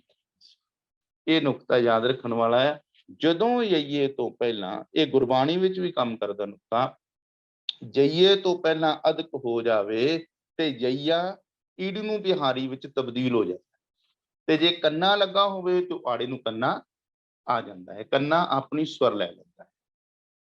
ਅੱਗੇ ਤੁਸੀਂ ਦੇਖੋ, ਇਹੀ ਜਿਹੜੀ ਗੱਲ ਸਮਝਣ ਵਾਸਤੇ ਮੈਂ ਗੁਰਬਾਣੀ ਦਾ ਸ਼ਬਦ ਲਿਆ ਆ, ਧੰਨ ਗੁਰੂ ਨਾਨਕ ਸਾਹਿਬ ਜੀ ਦਾ ਸ਼ਬਦ ਆ। ਇਹਨੂੰ ਕੋਈ ਪੜ੍ਹੇਗਾ ਬੱਚਾ ਜੀ? ਇਹ ਮੈਂ ਪੜ੍ਹਾ ਤਾਂ ਆ ਰਿਹਾ ਤਾਂ ਕਿ ਸਾਡੀ ਸਮਝ ਵਿੱਚ ਆ ਜਾਏ। ਹਾਂਜੀ, ਕੋਈ ਬੱਚਾ ਕੋਸ਼ਿਸ਼ ਕਰੇ ਜੀ, ਸਹਿਜ ਪਾਠ ਕਰਨ ਵਾਲੇ ਸਾਰੇ ਬੱਚੇ ਨੇ। महला पहला। पहले प्यार लगा थन दुध, दूजे माए बाप की सुध, तीजे भया भाभी बेब, चौथे प्यार उपन्नी खेड़। ਹਾਂਜੀ, ਚਲੋ ਹੋਰ ਕੋਈ ਬੱਚਾ ਜਿਹੜਾ ਸਮਝਦਾ ਹੋਵੇ ਵੀ ਮੈਂ ਖੁਦ ਉਚਾਰਨ ਕਰਦਾ ਬੋਲ, ਉਹ ਪੜ੍ਹ ਕੇ ਦੱਸੇ ਜੀ, ਜਿਹੜਾ ਜਿਹਨੂੰ ਆਪਣੇ ਆਪ ਤੇ ਕੌਨਫੀਡੈਂਸ ਹੋਵੇ। ਹਾਂਜੀ ਪੜ੍ਹੋ ਜੀ, ਹੈ ਕੋਈ ਬੱਚਾ ਜੀ? वाहिगुरु जी का खालसा वाहिगुरु जी की फतेह। ਵਾਹਿਗੁਰੂ ਜੀ ਕਾ ਖਾਲਸਾ ਵਾਹਿਗੁਰੂ ਜੀ ਕੀ ਫਤਿਹ। ਸਭ ਤੋਂ ਪਹਿਲਾਂ ਤਾਂ ਤੁਹਾਨੂੰ ਵਧਾਈ ਦਿੰਦਾ ਜੀ, ਮੈਂ ਇੱਕ ਸ਼ਬਦ ਬੋਲਿਆ ਸੀ ਔਰ ਤੁਹਾਡੇ ਵਿੱਚ ਕੌਨਫੀਡੈਂਸ ਹੈਗਾ ਆ, ਵੈਰੀ ਗੁੱਡ, ਬਹੁਤ ਬਹੁਤ ਵਧਾਈ ਹੋਵੇ ਤੁਹਾਨੂੰ, ਤੁਸੀਂ ਕੋਸ਼ਿਸ਼ ਕਰ ਰਹੇ ਹੋ। ਚਲੋ ਜੀ ਪੜ੍ਹੋ। महला पहला। पहले प्यार लगा थन दूध, दूजे माए बाप की सुध, तीजे प्यार भावी बेब, चौथे प्यार उपनी खेड। ਵੈਰੀ ਗੁੱਡ ਜੀ, ਠੀਕ ਜੀ। ਚਲੋ ਜੀ, ਹੁਣ ਤੁਹਾਨੂੰ ਮੈਂ ਦੱਸਦਾ ਜੀ, ਇਹਦਾ ਉਚਾਰਨ ਅਸੀਂ ਕੀ ਕਰਦੇ ਹਾਂ। ਇੱਥੇ ਰਿਸ਼ਤਿਆਂ ਦੀ ਗੱਲ ਹੈ, ਗੁਰੂ ਸਾਹਿਬ ਨੇ ਰਿਸ਼ਤੇ ਦੀ ਗੱਲ ਕੀਤੀ ਹੈ। ਇਹ ਹੁਣ ਭਇਆ ਰਿਸ਼ਤਾ ਸਾਡਾ ਕਿਹੜਾ ਹੈ, ਭਾਫੀ ਰਿਸ਼ਤਾ ਕਿਹੜਾ ਹੈ, ਬੇਬੇ ਹੋ ਜਾਂਦੀ ਹੈ, ਭੈਣ ਹੋ ਜਾਂਦੀ ਹੈ, ਠੀਕ ਹੈ ਜੀ। ਤੋ ਇੱਥੇ ਹੁਣ ਰਿਸ਼ਤਿਆਂ ਦੀ ਗੱਲ ਆ। ਗੁਰੂ ਨਾਨਕ ਸਾਹਿਬ ਕਹਿੰਦੇ ਨੇ ਪਹਿਲੇ ਪਿਆਰ ਲਗਾ ਥਣ ਦੁੱਧ। ਹੁਣ ਇੱਥੇ ਥਣ ਦੁੱਧ, ਦੁੱਧ ਦੇ ਉੱਤੇ ਅਸੀਂ ਅਧਿਕ ਲਗਾ ਕੇ ਪੜ੍ਹਦੇ ਹਾਂ। ਕੀ ਪੜ੍ਹਦੇ ਹਾਂ ਜੀ? ਦੁੱਧ ਲੱਗਦਾ ਨਾ, ਪੜ੍ਹਦੇ ਨਾ ਦੁੱਧ ਲੱਗਾ, ਲਗਾ ਨਹੀਂ ਕਹਿੰਦੇ, ਪਿਆਰ ਲਗਾ ਨਹੀਂ ਕਹਿੰਦੇ, ਲੱਗਾ। ਪਹਿਲੇ ਪਿਆਰ ਲੱਗਾ ਅਧਿਕ ਪੜਿਆ, ਥਣ ਦੁੱਧ। ਪਹਿਲਾਂ ਬੱਚੇ ਦਾ ਜਨਮ ਹੁੰਦਿਆਂ ਹੀ ਉਹਦੀ ਪ੍ਰੀਤ ਦੁੱਧ ਨਾਲ ਬਣ ਜਾਂਦੀ ਹੈ, ਕਿਉਂਕਿ ਉਹਨੂੰ ਭੁੱਖ ਲੱਗਦੀ ਹੈ, ਮਾਂ ਦੁੱਧ ਪਿਆਉਂਦੀ, ਖੁਸ਼ ਹੋ ਜਾਂਦਾ ਹੈ। ਤੇ ਦੂਜੀ ਅਵਸਥਾ ਜਿਹੜੀ ਹੈ ਬੰਦੇ ਦੀ, ਉਹ ਜਦੋਂ ਬੱਚਾ ਥੋੜਾ ਵੱਡਾ ਹੁੰਦਾ, ਉਹਨੂੰ ਮਾਂ ਪਿਓ ਦੀ ਖਬਰ ਹੋ ਜਾਂਦੀ ਵੀ ਆ ਮੇਰੀ ਮਾਂ ਆ ਮੇਰਾ ਪਿਤਾ, ਉਹਦੀ ਪਹਿਚਾਣ ਆ ਜਾਂਦੀ ਆ, ਉਹਦਾ ਗਿਆਨ ਹੋ ਜਾਂਦਾ, ਉਹਨੂੰ ਸ਼ੁੱਧ ਹੋ ਜਾਂਦੀ ਹੈ। ਮਾਏ ਬਾਪ ਕੀ ਸ਼ੁੱਧ ਤੀਜੀ ਅਵਸਥਾ ਚ। ਫਿਰ ਜਦੋਂ ਥੋੜਾ ਜਿਹਾ ਹੋਰ ਵੱਡਾ ਹੁੰਦਾ ਆ, ਫਿਰ ਭਇਆ ਭਾਬੀ ਨਹੀਂ। ਇਹ ਕਿਉਂਕਿ ਗੁਰਬਾਣੀ ਦੇ ਵਿੱਚ ਅਧਿਕ ਲੱਗੀ ਨਹੀਂ, ਸਵਈਆਂ ਚ ਅਧਿਕ ਲੱਗੀ ਸੀ ਨਾ, ਸਾਨੂੰ ਪਤਾ ਲੱਗ ਗਿਆ ਵੀ ਅਧਿਕ ਲੱਗੀ ਏ। ਤੇ ਜਦੋਂ ਯਈਏ ਦੇ ਉੱਤੇ ਪਹਿਲੇ ਅੱਖਰ ਨੂੰ ਅਧਿਕ ਲੱਗੀ ਹੋਵੇ ਤੇ ਯਈਆ ਬਦਲ ਜਾਂਦਾ ਈੜੀ ਨੂੰ ਬਿਹਾਰੀ ਵਿੱਚ, ਤੇ ਜੇ ਕੰਨਾ ਹੋਵੇ ਤੇ ਕੰਨਾ ਕਾਹਦੇ ਚ ਬਦਲ ਜਾਂਦਾ ਜੀ? ਆੜੇ ਨੂੰ ਕੰਨਾ। ਇੱਥੇ ਕੀ ਹੋ ਗਿਆ? ਭਈਆ, ਭੱਬਾ ਈੜੀ ਨੂੰ ਬਿਹਾਰੀ, ਆੜੇ ਨੂੰ ਕੰਨਾ, ਥੱਲੇ ਲਿਖਿਆ ਹੋਇਆ ਨਾ ਜੀ ਰੈਡ ਅੱਖਰਾਂ ਦੇ ਵਿੱਚ, ਭਈਆ, ਠੀਕ ਹੈ ਜੀ। ਤੇ ਇੱਥੇ ਉਹੀ ਕਿਉਂਕਿ ਗੁਰਬਾਣੀ ਤੇ ਅਧਿਕ ਲੱਗੀ ਨਹੀਂ, ਪਰ ਅਸੀਂ ਉਚਾਰਨ ਜਿਹੜਾ ਆ ਉਹ ਸਮਝਣਾ ਵੀ ਇੱਥੇ ਕੀ ਹੈ, ਕਿਉਂਕਿ ਅਧਿਕ ਜੇ ਯਈਏ ਤੋਂ ਪਹਿਲਾਂ ਲੱਗੀ ਹੋਵੇ ਤੇ ਈੜੀ ਨੂੰ ਬਿਹਾਰੀ ਬਣ ਗਿਆ, ਆੜਾ ਕੰਨਾ ਜਿਹੜਾ ਆੜ ਨੂੰ ਕੰਨਾ ਬਣ ਗਿਆ, ਆ ਆਪਣੀ ਸਵਰ ਲੈ ਲਈ ਉਹਨੇ। ਤੋ ਭਈਆ, ਇਹਨੂੰ ਕਹੋਗੇ ਭਈਆ ਮਤਲਬ ਭਰਾ, ਭਈਆ ਕਹਿੰਦੇ ਨਾ ਭਈਆ। ਤੇ ਜਿਹੜਾ ਭੱਬਾ, ਭੱਬੇ ਨੂੰ ਵੈਰੀ ਹੈ ਨਾ, ਉਹਦੀ ਸਾਊਂਡ ਭਾਬੀ। ਜਿਹੜਾ ਪਿਛਲਾ ਭੱਬਾ ਆ ਨਾ, ਉਹਦੀ ਸਾਊਂਡ ਬੱਬੇ ਦੀ ਹੋ ਜਾਏਗੀ। ਠੀਕ ਹੈ ਜੀ। ਜਿਵੇਂ ਹੁਣ ਤੁਸੀਂ ਪੰਜਾਬੀ ਨੂੰ ਜਦੋਂ ਪੜ੍ਹਦੇ ਹੋ, ਦੇਖੋ ਦੁੱਧ, ਧੱਦਾ ਉੱਪਰ ਲਿਖਿਆ ਨਾ, ਪਰ ਉਹਨੂੰ ਦੁੱਧ ਦੇ ਧੱਦੇ ਦਾ ਉਚਾਰਨ ਅਸੀਂ ਕੀ ਕਰਦੇ ਹਾਂ, ਦੱਦੇ ਦੀ ਸਾਊਂਡ ਵਿੱਚ ਕਰ ਰਹੇ ਹਾਂ ਨਾ ਦੁੱਧ, ਪਰ ਥੋੜਾ ਭਾਰੀ ਕਰ ਰਹੇ ਹੈ। ਇਸੇ ਤਰ੍ਹਾਂ ਭਾਬੀ। ਠੀਕ ਹੈ ਜੀ। ਜਿਵੇਂ ਮਦਨੀ ਜਾਂ ਮਧਾਨੀ, ਮਧਾਨੀ ਪੜ੍ਹਦੇ ਨਾ, ਧੱਦੇ ਨੂੰ ਕਰਨਾ, ਮਧਾਨੀ ਨਹੀਂ ਪੜ੍ਹਦੇ, ਮਧਾਨੀ ਦੁੱਧ। ਇਹ ਸਾਊਂਡ ਜਿਹੜੀ ਧੱਦੇ ਦੀ ਦੱਦੇ ਵਿੱਚ, ਭੱਬੇ ਦੀ ਬੱਬੇ ਵਿੱਚ ਚੇਂਜ ਹੋ ਜਾਂਦੀ ਹੈ। ਇੱਥੇ ਭਾਬੀ, ਬੇਬ, ਚੌਥੇ ਪਿਆਰ ਉਪਰਨੀ ਖੇਡ। ਠੀਕ ਹੈ ਜੀ। ਇੱਥੇ ਹੁਣ ਇਹ ਨਿਯਮ ਲਾਗੂ ਹੁੰਦਾ ਆ ਜੋ ਦੱਸਿਆ ਸੀ ਕਿ ਜੇ ਭੱਬੇ ਯਈਏ ਤੋਂ ਪਹਿਲੇ ਅੱਖਰ ਨੂੰ ਆਮ ਤੌਰ ਤੇ ਹੀ ਗੁਰਬਾਣੀ ਦੇ ਵਿੱਚ ਅਧਿਕ ਆ ਜਾਵੇ ਤੇ ਜਈਆ ਜਿਹੜਾ ਉਹ ਈੜੀ ਨੂੰ ਬਿਹਾਰੀ ਵਿੱਚ ਤਬਦੀਲ ਹੋ ਜਾਂਦਾ ਆ। ਤੇ ਜੇ ਕੰਨਾ ਲੱਗਾ ਹੋਵੇ ਨਾਲ ਤੇ ਕੰਨਾ ਆੜੇ ਨੂੰ ਕੰਨਾ ਬਣ ਜਾਂਦਾ ਆ, ਭਈਆ ਬਣ ਜਾਏਗਾ। ਅੱਗੇ ਹੁਣ ਸ਼ਬਦ ਅਸੀਂ ਹੋਰ ਪੜ੍ਹਦੇ ਹਾਂ। ਇਹਦੇ ਵਿੱਚ ਜਿਵੇਂ ਕੋਈ ਪਾਠ ਕਰੇ ਪਹਿਲਾ ਬੱਚਾ ਜੀ, ਕੋਈ ਵੱਡਾ ਬੱਚਾ ਪਾਠ ਕਰੇ, ਜਿਹੜਾ ਵੱਡੀ ਕਲਾਸ ਵਾਲਾ। ਵਾਹਿਗੁਰੂ ਜੀ ਕਾ ਖਾਲਸਾ, ਵਾਹਿਗੁਰੂ ਜੀ ਕੀ ਫਤਿਹ। ਵਾਹਿਗੁਰੂ ਜੀ ਕਾ ਖਾਲਸਾ, ਵਾਹਿਗੁਰੂ ਜੀ ਕੀ ਫਤਿਹ ਜੀ। ਦਏ ਵਗੋਏ ਫਿਰਹਿ ਵਿਗੁਤੇ, ਫਿਟਾ ਵਤੈ ਗਲਾ। ਦਏ ਵਿਸਾਰ ਵਿਗੁਚਨਾ, ਪ੍ਰਭ ਬਿਨ ਅਵਰ ਨ ਕੋਏ। ਦਏ ਗੁਸਾਈ ਮੀਤਲਾ, ਤੂ ਸੰਗ ਹਮਾਰੇ ਬਾਸ ਜਿਓ।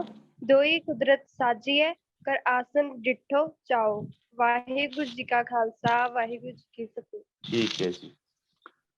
ਹਾਂਜੀ, ਇਹ ਜਿਹੜੇ ਸ਼ਬਦ ਨੇ ਨਾ, ਇਹਨਾਂ ਨੂੰ ਜਦੋਂ ਅਸੀਂ ਸਮਝੀਏ ਤੇ ਇਹ ਉਹੀ ਉਦਾਹਰਨ ਇੱਥੇ ਵੀ ਲਾਗੂ ਹੁੰਦੀ ਏ ਕਿ ਦੱਦੇ ਦੇ ਉੱਤੇ ਅਧਿਕ ਹੈ। ਤੁਸੀਂ ਜਦੋਂ ਉਹਦਾ ਉਚਾਰਨ ਕੀਤਾ ਨਾ, ਉਤੇ ਦੈ, ਦੈ, ਦੈ, ਦਈ, ਹੈ ਨਾ, ਦੂਈ, ਹੈ ਨਾ। ਤੋ ਇੱਥੇ ਹੁਣ ਕੀ ਹੈ, ਦੱਦੇ ਦੇ ਉੱਤੇ ਅਧਿਕ ਹੈ, ਪਰ ਅਧਿਕ ਗੁਰਬਾਣੀ 'ਚ ਲੱਗੀ ਨਹੀਂ ਹੋਈ।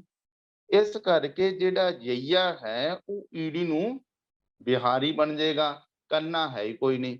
ਇਸ ਸ਼ਬਦ ਨੂੰ ਪ੍ਰਿੰਸੀਪਲ ਸਾਹਿਬ ਸਿੰਘ ਨੇ, ਪ੍ਰੋਫੈਸਰ ਸਾਹਿਬ ਸਿੰਘ ਨੇ, ਤਲਵਾੜਾ ਜੀ ਨੇ ਔਰ ਗਿਆਨੀ ਹਰਬੰਸ ਸਿੰਘ ਜੀ ਨੇ, ਤਿੰਨੇ ਵਿਦਵਾਨਾਂ ਨੇ ਜਿਹੜੀ ਉਹ ਵਿਆਕਰਨ ਲਿਖੀ ਆ, ਹੋਰ ਵੀ ਬੜਿਆਂ ਨੇ ਲਿਖੀ ਆ। ਉਹਨਾਂ ਨੇ ਇਹਨੂੰ ਦਈ ਸ਼ਬਦ ਕਿਹਾ। ਦਈ ਦੇ ਅਰਥ ਹੁੰਦੇ ਨੇ ਪਰਮਾਤਮਾ, ਕਿਉਂਕਿ ਯਈਏ ਤੋਂ ਪਹਿਲਾਂ ਅਧਿਕ ਵਾਲਾ ਹੈ, ਤੋ ਈੜੀ ਨੂੰ ਬਿਹਾਰੀ ਵਿੱਚ ਬਦਲ ਜਾਏਗਾ। ਇਹਨੂੰ ਅਸੀਂ ਪੜ੍ਹਨਾ ਦਈ, ਵਿਗੋਏ, ਫਿਰੇ ਵਗੁੱਤੇ, ਫਿੱਟਾਂ ਬੱਤੇ, ਗੱਲਾਂ, ਗੱਲਾਂ। ਇੱਥੇ ਫਿਰ ਗੱਲਾਂ ਆ ਗਈਆਂ, ਉੱਤੇ ਅਧਿਕ ਲੱਲੇ ਨੂੰ ਕੰਨਾ, ਉੱਤੇ ਬਿੰਦੀ ਗੱਲਾਂ। ਠੀਕ ਹੈ ਜੀ। ਇੱਥੇ ਦਈ ਵਿਸਾਰ ਵਿਗੂਚਨਾ, ਪ੍ਰਭ ਬਿਨ ਅਵਰ ਨਾ ਕੋਏ। ਇਹਨੂੰ ਦਈ ਪੜ੍ਹਦੇ ਅਸੀਂ। ਦਈ ਦਾ ਮਤਲਬ ਵਾਹਿਗੁਰੂ ਜੀ, ਪਰਮਾਤਮਾ। ਫਿਰ ਭਾਵੇਂ ਜਈਏ ਨੂੰ ਸਿਹਾਰੀ ਲੱਗੀਏ ਤਾਂ ਵੀ ਦਈ, ਭਾਵੇਂ ਜਈਏ ਨੂੰ ਔਂਕੜ ਲੱਗਾ ਤਾਂ ਵੀ ਦਈ, ਜੇ ਜਈਆ ਮੁਕਤਾ ਫਿਰ ਵੀ ਦਈ। ਅਸੀਂ ਇਹਨੂੰ ਦਈ ਹੀ ਪੜ੍ਹਨਾ ਹੈ। ਠੀਕ ਹੈ ਜੀ। ਉਸ ਤੋਂ ਅੱਗੇ ਆ ਗਈ ਜੀ ਇਹ ਬਾਣੀ ਅਸੀਂ ਸਾਰੇ ਪੜ੍ਹਦੇ ਹਾਂ ਤਕਰੀਬਨ। ਜਿਹੜੀ ਇਹ ਪਾਵਨ ਬਾਣੀ ਹੈ ਇਹਨੂੰ ਤਕਰੀਬਨ ਸਾਰੇ ਹੀ ਪੜ੍ਹਦੇ ਸੀ। ਔਰ ਸੁਖਮਨੀ ਸਾਹਿਬ ਜੀ ਦੀ ਬਾਣੀ ਹੈ। ਤੇ ਕੋਈ ਬੱਚਾ ਪੜ੍ਹੇ ਜੀ। ਹਾਂਜੀ, ਗਗਨਦੀਪ ਕੌਰ ਜੀ। ਹਾਂਜੀ, ਗਗਨਦੀਪ ਕੌਰ, ਵੈਰੀ ਗੁੱਡ। ਬੱਚਾ ਪੜ੍ਹੋ ਜੀ। ਵਾਹਿਗੁਰੂ ਜੀ ਕਾ ਖਾਲਸਾ, ਵਾਹਿਗੁਰੂ ਜੀ ਕੀ ਫਤਿਹ। ਵਾਹਿਗੁਰੂ ਜੀ ਕਾ ਖਾਲਸਾ, ਵਾਹਿਗੁਰੂ ਜੀ ਕੀ ਫਤਿਹ ਜੀ। ਹਾਂਜੀ। ਸਿਮਰੋ ਸਿਮਰ ਸਿਮਰ ਸੁਖ ਪਾਵੋ, ਕਲ ਕਲੇਸ਼ ਤਨ ਮਾਹੇ ਮਿਟਾਵੋ। ਸਿਮਰੋ ਜਾਸ ਵਿਸੰਬਰ ਏਕੈ, ਨਾਮ ਜਪਤ ਅਗਨਤ ਅਨੇਕੈ। वेद पुराण सिमरत सुदाखेर, कीने राम नाम एक आखिर। वाहिगुरू जी का खालसा, वाहिगुरू जी की फतेह। ठीक है जी। इस बच्चे ने उच्चारण किया है और यही दे उच्चारण ना बड़ा सोहना कर लिया, सुधार किया। ਇੱਥੇ ਹੁਣ ਇੱਕ ਰੂਲ ਹੈ ਇਹਦੇ ਵਿੱਚ ਕੰਮ ਕਰਦਾ, ਉਹ ਇਹ ਹੈ ਕਿ ਜਦੋਂ ਫਸਟ ਪਰਸਨ ਦੀ ਗੱਲ ਹੁੰਦੀ ਉੱਤਮ ਪੁਰਖ ਦੀ, ਉੱਥੇ ਗੁਰਬਾਣੀ ਦੇ ਵਿੱਚ ਤਕਰੀਬਨ ਊੜੇ ਨੂੰ ਔਂਕੜ ਵਾਲਾ ਆਇਆ ਹੈ, ਤਕਰੀਬਨ। ਜਿੱਥੇ ਸੈਕੰਡ ਪਰਸਨ ਦੀ ਗੱਲ, ਦੂਜੇ ਦੀ ਗੱਲ ਹੋ ਰਹੀ ਹੈ, ਦੂਜੇ ਨੂੰ ਕਿਹਾ ਜਾ ਰਿਹਾ ਹੈ, ਜਿੱਥੇ ਤੇ ਆਪਣੀ ਗੱਲ ਹੋ ਰਹੀ ਫਸਟ ਪਰਸਨ ਦੀ, ਉੱਥੇ ਨਾਲ ਆਏਗਾ। ਜਿੱਥੇ ਸੈਕੰਡ ਪਰਸਨ ਦੀ, ਉੱਥੇ ਗੁਰਬਾਣੀ ਵਿੱਚ ਹਾਹੀ ਨੂੰ ਔਂਕੜ ਆਏਗਾ। ਔਰ ਜਿੱਥੇ ਥਰਡ ਪਰਸਨ ਦੀ ਗੱਲ ਹੁੰਦੀ ਆ, ਉੱਥੇ ਵੀ ਊੜੇ ਨੂੰ ਔਂਕੜ ਆਏਗਾ। ਇਹਦੀਆਂ ਆਪਾਂ ਜਿਹੜੀਆਂ ਨੇ ਉਹ ਕਿਸਮਾਂ ਪੜਾਂਗੇ। ਇੱਥੇ ਹੁਣ ਹੈ ਜੀ ਊੜੇ ਨੂੰ ਔਂਕੜ। ਊੜੇ ਨੂੰ ਔਂਕੜ ਵਾਲਾ ਜਿਹੜਾ ਆ ਇੱਥੇ ਲਿਖਿਆ ਹੈ, ਇਹਦਾ ਮਤਲਬ ਫਸਟ ਪਰਸਨ ਮੇਰੇ ਲਈ ਹੈ। ਇਹਦਾ ਮਤਲਬ ਸਿਮਰੋਂ, ਇੱਥੇ ਊੜੇ ਨੂੰ ਔਂਕੜ ਉੱਤੇ ਬਿੰਦੀ ਲੱਗੂਗਾ, ਮੈਂ ਸਿਮਰਦਾ ਹਾਂ। ਸਿਮਰੋਂ, ਸਿਮਰ ਸਿਮਰ ਸੁਖ ਪਾਵੋ, ਮੈਂ ਸਿਮਰ ਸਿਮਰ ਕੇ ਸੁਖ ਪਾ ਰਿਹਾ ਹਾਂ। ਜੇ ਤੁਸੀਂ ਇਹ ਕਹੋਗੇ ਸਿਮਰੋ, ਸਿਮਰ ਸਿਮਰ ਸੁਖ ਪਾਵੋ, ਉੱਥੇ ਹਾਹਾ ਆਏਗਾ ਗੁਰਬਾਣੀ ਦੇ ਵਿੱਚ। ਤੁਸੀਂ, ਮੈਂ ਤੁਹਾਨੂੰ ਅੱਗੇ ਦਿਖਾਵਾਂਗਾ ਇਹਦੇ ਚ, ਉੱਥੇ ਊੜਾ ਆਏਗਾ ਹੀ ਨਹੀਂ ਸੈਕੰਡ ਪਰਸਨ। ਜਦੋਂ ਸਿਮਰੋ, ਸਿਮਰ ਸਿਮਰ ਸੁਖ ਪਾਵੋ ਹੈ ਨਾ, ਫਿਰ ਅਸੀਂ ਸੰਬੋਧਨ ਕਰ ਰਹੇ, ਦੂਜੇ ਨੂੰ ਕਰ ਰਹੇ ਵੀ ਤੁਸੀਂ ਸਿਮਰੋ ਤੇ ਤੁਸੀਂ ਸੁਖ ਪਾਓ। ਪਰ ਅਗਲੀ ਤੁਕ ਪੜੋ, ਕਲ ਕਲੇਸ਼ ਤਨ ਮਾਹੇ ਮਿਟਾਵੋ, ਮਿਟਾਵੋ ਹੋ ਗਿਆ। ਸਿਮਰੋ ਜਾਸ ਬਸੰਬਰ ਏਕੇ, ਨਾਮ ਜਪਤ ਅਗਣਤ ਅਨੇਕੈ। ਹੁਣ ਇੱਥੇ ਊੜੇ ਨੂੰ ਔਂਕੜਿਆ, ਇਸ ਕਰਕੇ ਉੱਤੇ ਬਿੰਦੀ ਲੱਗ ਜੇਗੀ, ਆਏਗਾ ਸਿਮਰੋਂ, ਸਿਮਰ ਸਿਮਰ ਸੁਖ ਪਾਵੋ, ਮੈਂ ਸਿਮਰ ਸਿਮਰ ਕੇ ਸੁਖ ਪ੍ਰਾਪਤ ਕਰ ਰਿਹਾ ਹਾਂ ਜਾਂ ਕੀਤਾ ਹੈ। ਕਲ ਕਲੇਸ਼ ਤਨ ਮਾਹੇ ਮਿਟਾਵੋ, ਮੈਂ ਆਪਣੇ ਤਨ ਤੋਂ ਕਲੇਸ਼, ਦੁੱਖ, ਰੋਗ ਮਿਟਾ ਲੈਂਦਾ ਹਾਂ ਸਿਮਰ ਸਿਮਰ ਕੇ। ਤੇ ਸਿਮਰੋਂ, ਮੈਂ ਸਿਮਰਦਾ ਹਾਂ ਕਿਹਨੂੰ? ਜਾਸ ਬਿਸੰਬਰ ਏਕੈ, ਨਾਮ ਜਪਤ ਅਗਣਤ ਅਨੇਕੇ, ਜਿਹਦਾ ਅਨੇਕਾਂ ਹੀ ਬਹੁਤ, ਅਗਣਤ, ਇਹਨੂੰ ਅਗਣਤ ਹੀ ਪੜਨਾ ਹੈ, ਆੜਾ ਅਗੇਤਰ ਹੈ, ਅਗਣਤ, ਅਗਣਤ ਨਹੀਂ ਪੜਨਾ, ਅਗਣਤ ਨਹੀਂ ਪੜਨਾ, ਅਗਣਤ, ਅਗਣਤ ਨਹੀਂ ਪੜਨਾ, ਅਗਣਤ ਪੜਨਾ, ਅਗਣਤ ਅਨੇਕੈ। ਵੇਦ ਪੁਰਾਣ, ਇੱਥੇ ਹੁਣ ਸਿਮਰਤ, ਇੱਥੇ ਹੁਣ ਸਿਮਰਨ ਨਹੀਂ ਪੜਨਾ, ਸਿਮਰਨ ਦੀ ਗੱਲ ਨਹੀਂ ਹੋ ਰਹੀ ਇੱਥੇ, ਸਿਮਰਿਤ। ਸਿਮਰਿਤ ਦਾ ਮਤਲਬ ਆ ਵੀ ਉਹ ਸਿਮਰਤੀਆਂ, ਜਿਹੜਾ ਧਾਰਮਿਕ ਗ੍ਰੰਥ ਨੇ, ਹਿੰਦੂਆਂ ਦੇ ਗ੍ਰੰਥ ਨੇ ਧਾਰਮਿਕ ਸਿਮਰਤੀਆਂ, ਵੇਦ ਪੁਰਾਣ ਤੇ ਸਿਮਰਤੀਆਂ ਹੁੰਦੀਆਂ ਨੇ। ਤੋ ਇੱਥੇ ਹੁਣ ਸਿਮਰਤ ਦੀ ਗੱਲ ਆ, ਵੇਦ ਦੀ ਗੱਲ ਆ, ਪੁਰਾਣ ਦੀ ਗੱਲ ਆ, ਤੇ ਅੱਗੇ ਸਿਮਰਤੀਆਂ ਦੀ ਗੱਲ, 27 ਸਿਮਰਤੀਆਂ ਨੇ। ਵੇਦ ਪੁਰਾਣ ਸਿਮਰਤ ਸੁਦਾਖਰ, ਇਹਨੇ ਖੱਖੇ ਦੇ ਪੈਰ ਚ ਯਹੀ ਆ, ਸੁਦਾਖਰ, ਕੀਨੇ ਰਾਮ ਨਾਮ ਇੱਕ ਆਖਰ। ਤੋ ਇੱਥੇ ਹੁਣ ਸਿਮਰੋ ਆਏਗਾ। ਇਹ ਗੱਲ ਹੁਣ ਹਾਹੀ ਨੂੰ ਔਂਕੜ ਤੇ ਊੜੇ ਨੂੰ ਔਂਕੜ ਕਿੱਥੇ ਆ? ਅਗਲੀ ਸਲਾਈਡ ਦੇ ਵਿੱਚ ਦੇਖੋ, ਕਰੋ ਬੇਨੰਤੀ, ਉਹ ਤੇ ਹੁਣ ਅੱਗੇ ਆ ਗਿਆ ਸੁਣੋ, ਹਾਹੇ ਨੂੰ ਔਂਕੜ ਆ ਗਿਆ ਨਾ ਜੀ। ਹੁਣ ਜੇ ਇੱਥੇ ਆਪਾਂ ਕਰੋ ਕਹੋਗੇ, ਜਿਵੇਂ ਆਪਾਂ ਸਿਮਰੋ ਸਿਮਰੋ ਕਹਿੰਦੇ ਨਾ, ਇਹ ਊੜੇ ਨੂੰ ਔਂਕੜ ਸੀ ਨਾ ਸਿਮਰੋ ਵਾਲਾ। ਆ ਦੇਖੋ ਤੁਸੀਂ ਸਿਮਰੋ, ਇੱਥੇ ਸਿਮਰੋ ਨਹੀਂਗਾ, ਊੜੇ ਨੂੰ ਔਂਕੜ ਵਾਲਾ ਇੱਥੇ ਆਇਆ ਕਰੋ, ਮਤਲਬ ਮੈਂ ਕਰਦਾ ਹਾਂ, ਕਰੋ ਬੇਨੰਤੀ, ਮੈਂ ਬੇਨਤੀ ਕਰ। ਹੁਣ ਇੱਥੇ ਹਾਹੇ ਨੂੰ ਔਂਕੜਿਆ, ਸੁਣੋ, ਸੈਕੰਡ ਪਰਸਨ ਹੈ ਮੇਰੇ ਵਾਹਿਗੁਰੂ ਜੀ, ਤੁਸੀਂ ਸੁਣੋ, ਐ ਮੇਰੇ ਮਿੱਤਰ ਤੁਸੀਂ ਸੁਣੋ, ਮੇਰੇ ਗੁਰੂ ਮਿੱਤਰ ਸੁਣੋ, ਸੁਣੋ ਮੇਰੇ ਮੀਤਾ, ਸੰਤ ਟਹਿਲ ਕੀ ਬੇਲਾ। ਇੱਥੇ ਹੁਣ ਕੀ ਕਹਿ ਰਿਹਾ ਕਿ ਮੈਂ ਬੇਨਤੀ ਕਰਦਾ ਮੇਰੇ ਮਿੱਤਰੋ ਸੁਣੋ। ਇੱਥੇ ਹੁਣ ਮੰਨ ਲਓ ਗੁਰੂ ਸਾਹਿਬ ਸਾਨੂੰ ਸਾਰਿਆਂ ਨੂੰ ਮਿੱਤਰ ਬਣਾ ਕੇ ਕਹਿ ਰਿਹਾ, ਕਰੋ ਬੇਨੰਤੀ ਸੁਣੋ ਮੇਰੇ ਮੀਤਾ, ਸੰਤ ਟਹਿਲ ਕੀ ਬੇਲਾ। ਐ ਮਨੁੱਖ ਮਿੱਤਰ, ਸੰਤਾਂ ਦੀ ਸੇਵਾ ਕਰਨ ਦਾ ਆ ਸਮਾਂ ਹੈ, ਮਨੁੱਖਾ ਜਨਮ ਹੈ।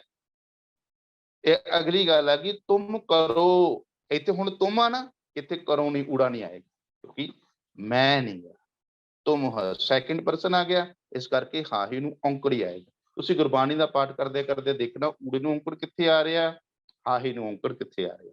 ਜਦੋਂ ਹਾਹੀ ਨੂੰ ਔਂਕੜ ਆ, ਫਿਰ ਸੰਬੋਧਨ ਹੋਏਗਾ, ਸੈਕੰਡ ਪਰਸਨ ਦੀ ਗੱਲ ਹੋਏਗੀ। ਜਦੋਂ ਉੱਤਮ ਪੁਰਖ ਫਸਟ ਪਰਸਨ ਦੀ ਗੱਲ ਹੋਏਗੀ, ਉੱਥੇ ਗੁਰਬਾਣੀ ਦੇ ਵਿੱਚ ਊੜੇ ਨੂੰ ਔਂਕੜ ਹੀ ਆਏਗਾ, ਤਕਰੀਬਨ। ਤੋ ਕਹਿੰਦੇ ਕਰੋ ਬੇਨੰਤੀ ਸੁਣੋ ਮੇਰੇ ਮੀਤਾ, ਇੱਥੇ ਹੁਣ ਸੁਣੋ, ਅੱਗੇ ਆ ਗਿਆ ਤੁਮ ਕਰੋ, ਔਂਕੜ ਆ ਗਿਆ, ਸੈਕੰਡ ਪਰਸਨ ਭਲਾ, ਵਾਹਿਗੁਰੂ ਜੀ ਤੁਸੀਂ ਤੇ ਭਲਾ ਕਰਦੇ ਹੋ, ਹਮ ਭਲੋ ਨਾ ਜਾਣੈ, ਅਸੀਂ ਜਾਣਦੇ ਨਹੀਂ ਹਾਂ। ਹਮ ਆ ਗਿਆ, ਬਹੁਵਚਨ ਆ ਗਿਆ। ਤੁਮ ਸਦਾ ਸਦਾ ਦਿਆਲਾ, ਤੁਸੀਂ ਸਦਾ ਹੀ ਦਿਆਲੂ ਹੋ। ਤੁਮ ਕਰੋ ਦਇਆ ਮੇਰੇ ਸਾਈਂ, ਇੱਥੇ ਕਰੋ ਆ ਗਿਆ, ਹਾਹੇ ਨੂੰ ਔਂਕੜ ਆ ਗਿਆ। ਅੱਗੇ ਹੁਣ ਉੱਥੇ ਸਿਮਰੋ ਊੜੇ ਨੂੰ ਔਂਕੜ ਸੀ, ਇੱਥੇ ਸਿਮਰੋ, ਇੱਥੇ ਹਾਹੇ ਨੂੰ ਔਂਕੜ ਆ। ਇੱਥੇ ਸਾਰਿਆਂ ਲਈ ਸੈਕੰਡ ਪਰਸਨ ਦੀ ਗੱਲ ਹੈ। ਕਹਿ ਰਹੇ ਨੇ, ਸੰਬੋਧਨ ਆ, ਸਿਮਰੋ ਰਾਮ, ਵੀ ਤੁਸੀਂ ਸਿਮਰੋ ਸਾਰੇ। ਉੱਥੇ ਊੜੇ ਨੂੰ ਔਂਕੜ ਹੈ, ਉੱਥੇ ਪਾਵਾਂਗੇ ਸਿਮਰੋ। ਇੱਥੇ ਹੈ ਸਿਮਰੋ ਰਾਮ ਅਤ ਨਿਰਮਲ, ਅਵਰ ਤਿਆਗੋ ਹੋਮੇ ਕੌਰਾ। ਅਤ ਦਾ ਨਿਰਮਲ ਵਾਹਿਗੁਰੂ ਜਿਹੜਾ ਹੈ, ਉਸ ਪ੍ਰਮਾਤਮਾ ਦੇ ਨਾਮ ਨੂੰ ਸਿਮਰੋ। ਠੀਕ ਹੈ ਜੀ। ਹਾਹੇ ਨੂੰ ਔਂਕੜ, ਹਾਹੇ ਨੂੰ ਔਂਕੜ ਔਰ ਊੜੇ ਨੂੰ ਔਂਕੜ ਦਾ ਇਹ ਨੁਕਤਾ ਚੇਤੇ ਰੱਖਣਾ ਗੁਰਬਾਣੀ ਪੜ੍ਹਦਿਆਂ ਵੀ ਕਿੱਥੇ ਹਾਹੇ ਨੂੰ ਔਂਕੜ ਆ ਰਿਹਾ ਆ, ਕਿੱਥੇ ਊੜੇ ਨੂੰ ਔਂਕੜ ਆ ਰਿਹਾ ਹੈ। ਇਹ ਗੱਲ ਦੀ ਸਾਨੂੰ ਸਮਝੋ। ਸੋ ਇਹ ਗੁਰਬਾਣੀ ਦੇ ਨੁਕਤੇ ਨੇ, ਇਹਨਾਂ ਨੂੰ ਵਿਚਾਰ ਕੇ ਹੀ ਅਸੀਂ ਗੁਰਬਾਣੀ ਨੂੰ ਜਦੋਂ ਪੜਾਂਗੇ, ਸਮਝ ਕੇ ਪੜਾਂਗੇ ਔਰ ਕੋਸ਼ਿਸ਼ ਕਰੀਏ। ਔਰ ਇੱਕ ਮੈਂ ਬੇਨਤੀ ਸਾਰੇ ਬੱਚਿਆਂ ਨੂੰ ਕਰਾਂ ਵੀ ਥੋੜਾ ਮੈਨੂੰ ਪਤਾ ਲੱਗਾ ਸੀ ਵੀ ਕਈ ਬੱਚੇ ਸਹਿਜ ਪਾਠ ਕਰਦੇ ਨੇ, ਬੜੀ ਵਧੀਆ ਗੱਲ ਆ, ਸਾਰਿਆਂ ਨੂੰ ਕਰਨਾ ਚਾਹੀਦਾ ਹੈ। ਪਰ ਉਹ ਕੀ ਕਰਦੇ ਨੇ, ਇੱਕੋ ਵਾਰੀ ਸਹਿਜ ਪਾਠ ਕਰ ਲੈਂਦੇ ਨੇ ਇਕੱਠਾ ਹੀ, ਤੇ ਫਿਰ ਸਾਰੇ ਨੂੰ ਡਿਵਾਈਡ ਕਰ 10 ਦਿਨ ਕੀਤਾ ਨਹੀਂ, ਫਿਰ ਇੱਕ ਦਿਨ ਇਕੱਠੇ ਕਰ ਲਿਆ, ਤੇ ਫਿਰ ਡਿਵਾਈਡ ਕਰਕੇ ਸਾਰੀਆਂ ਡੇਟਾਂ 'ਚ ਲਿਖ ਦੇਣਗੇ ਵੀ ਰੋਜ਼ ਇੱਕ ਅੰਗ ਹੀ ਕਰਨਾ ਨਾ। ਤੇ ਜੇ ਮੰਨ ਲਓ 15 ਦਿਨ ਨਹੀਂ ਕੀਤਾ ਤੇ 15 ਅੰਗ ਇਕੱਠੇ ਕਰ ਲਏ, ਤੇ ਬਾਅਦ 15 ਅੰਗ ਦੇ ਵਿੱਚ ਡਿਵਾਈਡ ਕਰ ਦਿੰਦੇ ਨੇ ਉਹਨਾਂ ਨੂੰ, ਇਹ ਲਿਖ ਦਿੰਦੇ ਸਾਰੀਆਂ ਡੇਟਾਂ ਦੇ ਵਿੱਚ। ਨਹੀਂ, ਔਰ ਰੋਜ਼ ਦੀ ਰੋਜ਼ ਕਰਨਾ, ਨੇਮ ਨਾਲ ਕਰਨਾ ਆ। ਜੇ ਇੱਕ ਅੰਗ ਕਰੋ ਭਾਵੇਂ 2 ਅੰਗ ਕਰੋ, ਪਰ ਰੋਜ਼ ਕਰੋ। ਇਹ ਬੱਚਿਆਂ ਨੂੰ ਦੀ ਮੈਨੂੰ ਗੱਲ ਸਮਝ ਆਈ ਸੀ ਵੀ ਇਸ ਤਰ੍ਹਾਂ ਕਰ ਰਹੇ ਨੇ ਬੱਚੇ, ਪਰ ਇਸ ਤਰ੍ਹਾਂ ਨਹੀਂ ਕਰਨਾ ਕਦੇ ਵੀ, ਕਿਉਂਕਿ ਅਸੀਂ ਜਦੋਂ ਰੋਜ਼ ਦੀ ਰੋਜ਼ ਕਰਾਂਗੇ ਨਾ, ਨੇਮ ਨਾਲ ਕਰਾਂਗੇ, ਤਾਂ ਸਾਡੀ ਸਮਝ ਵੱਡੀ ਹੋਵੇਗੀ, ਤਾਂ ਸਾਡੇ ਗੁਰਬਾਣੀ ਪੱਲੇ ਪਵੇਗੀ।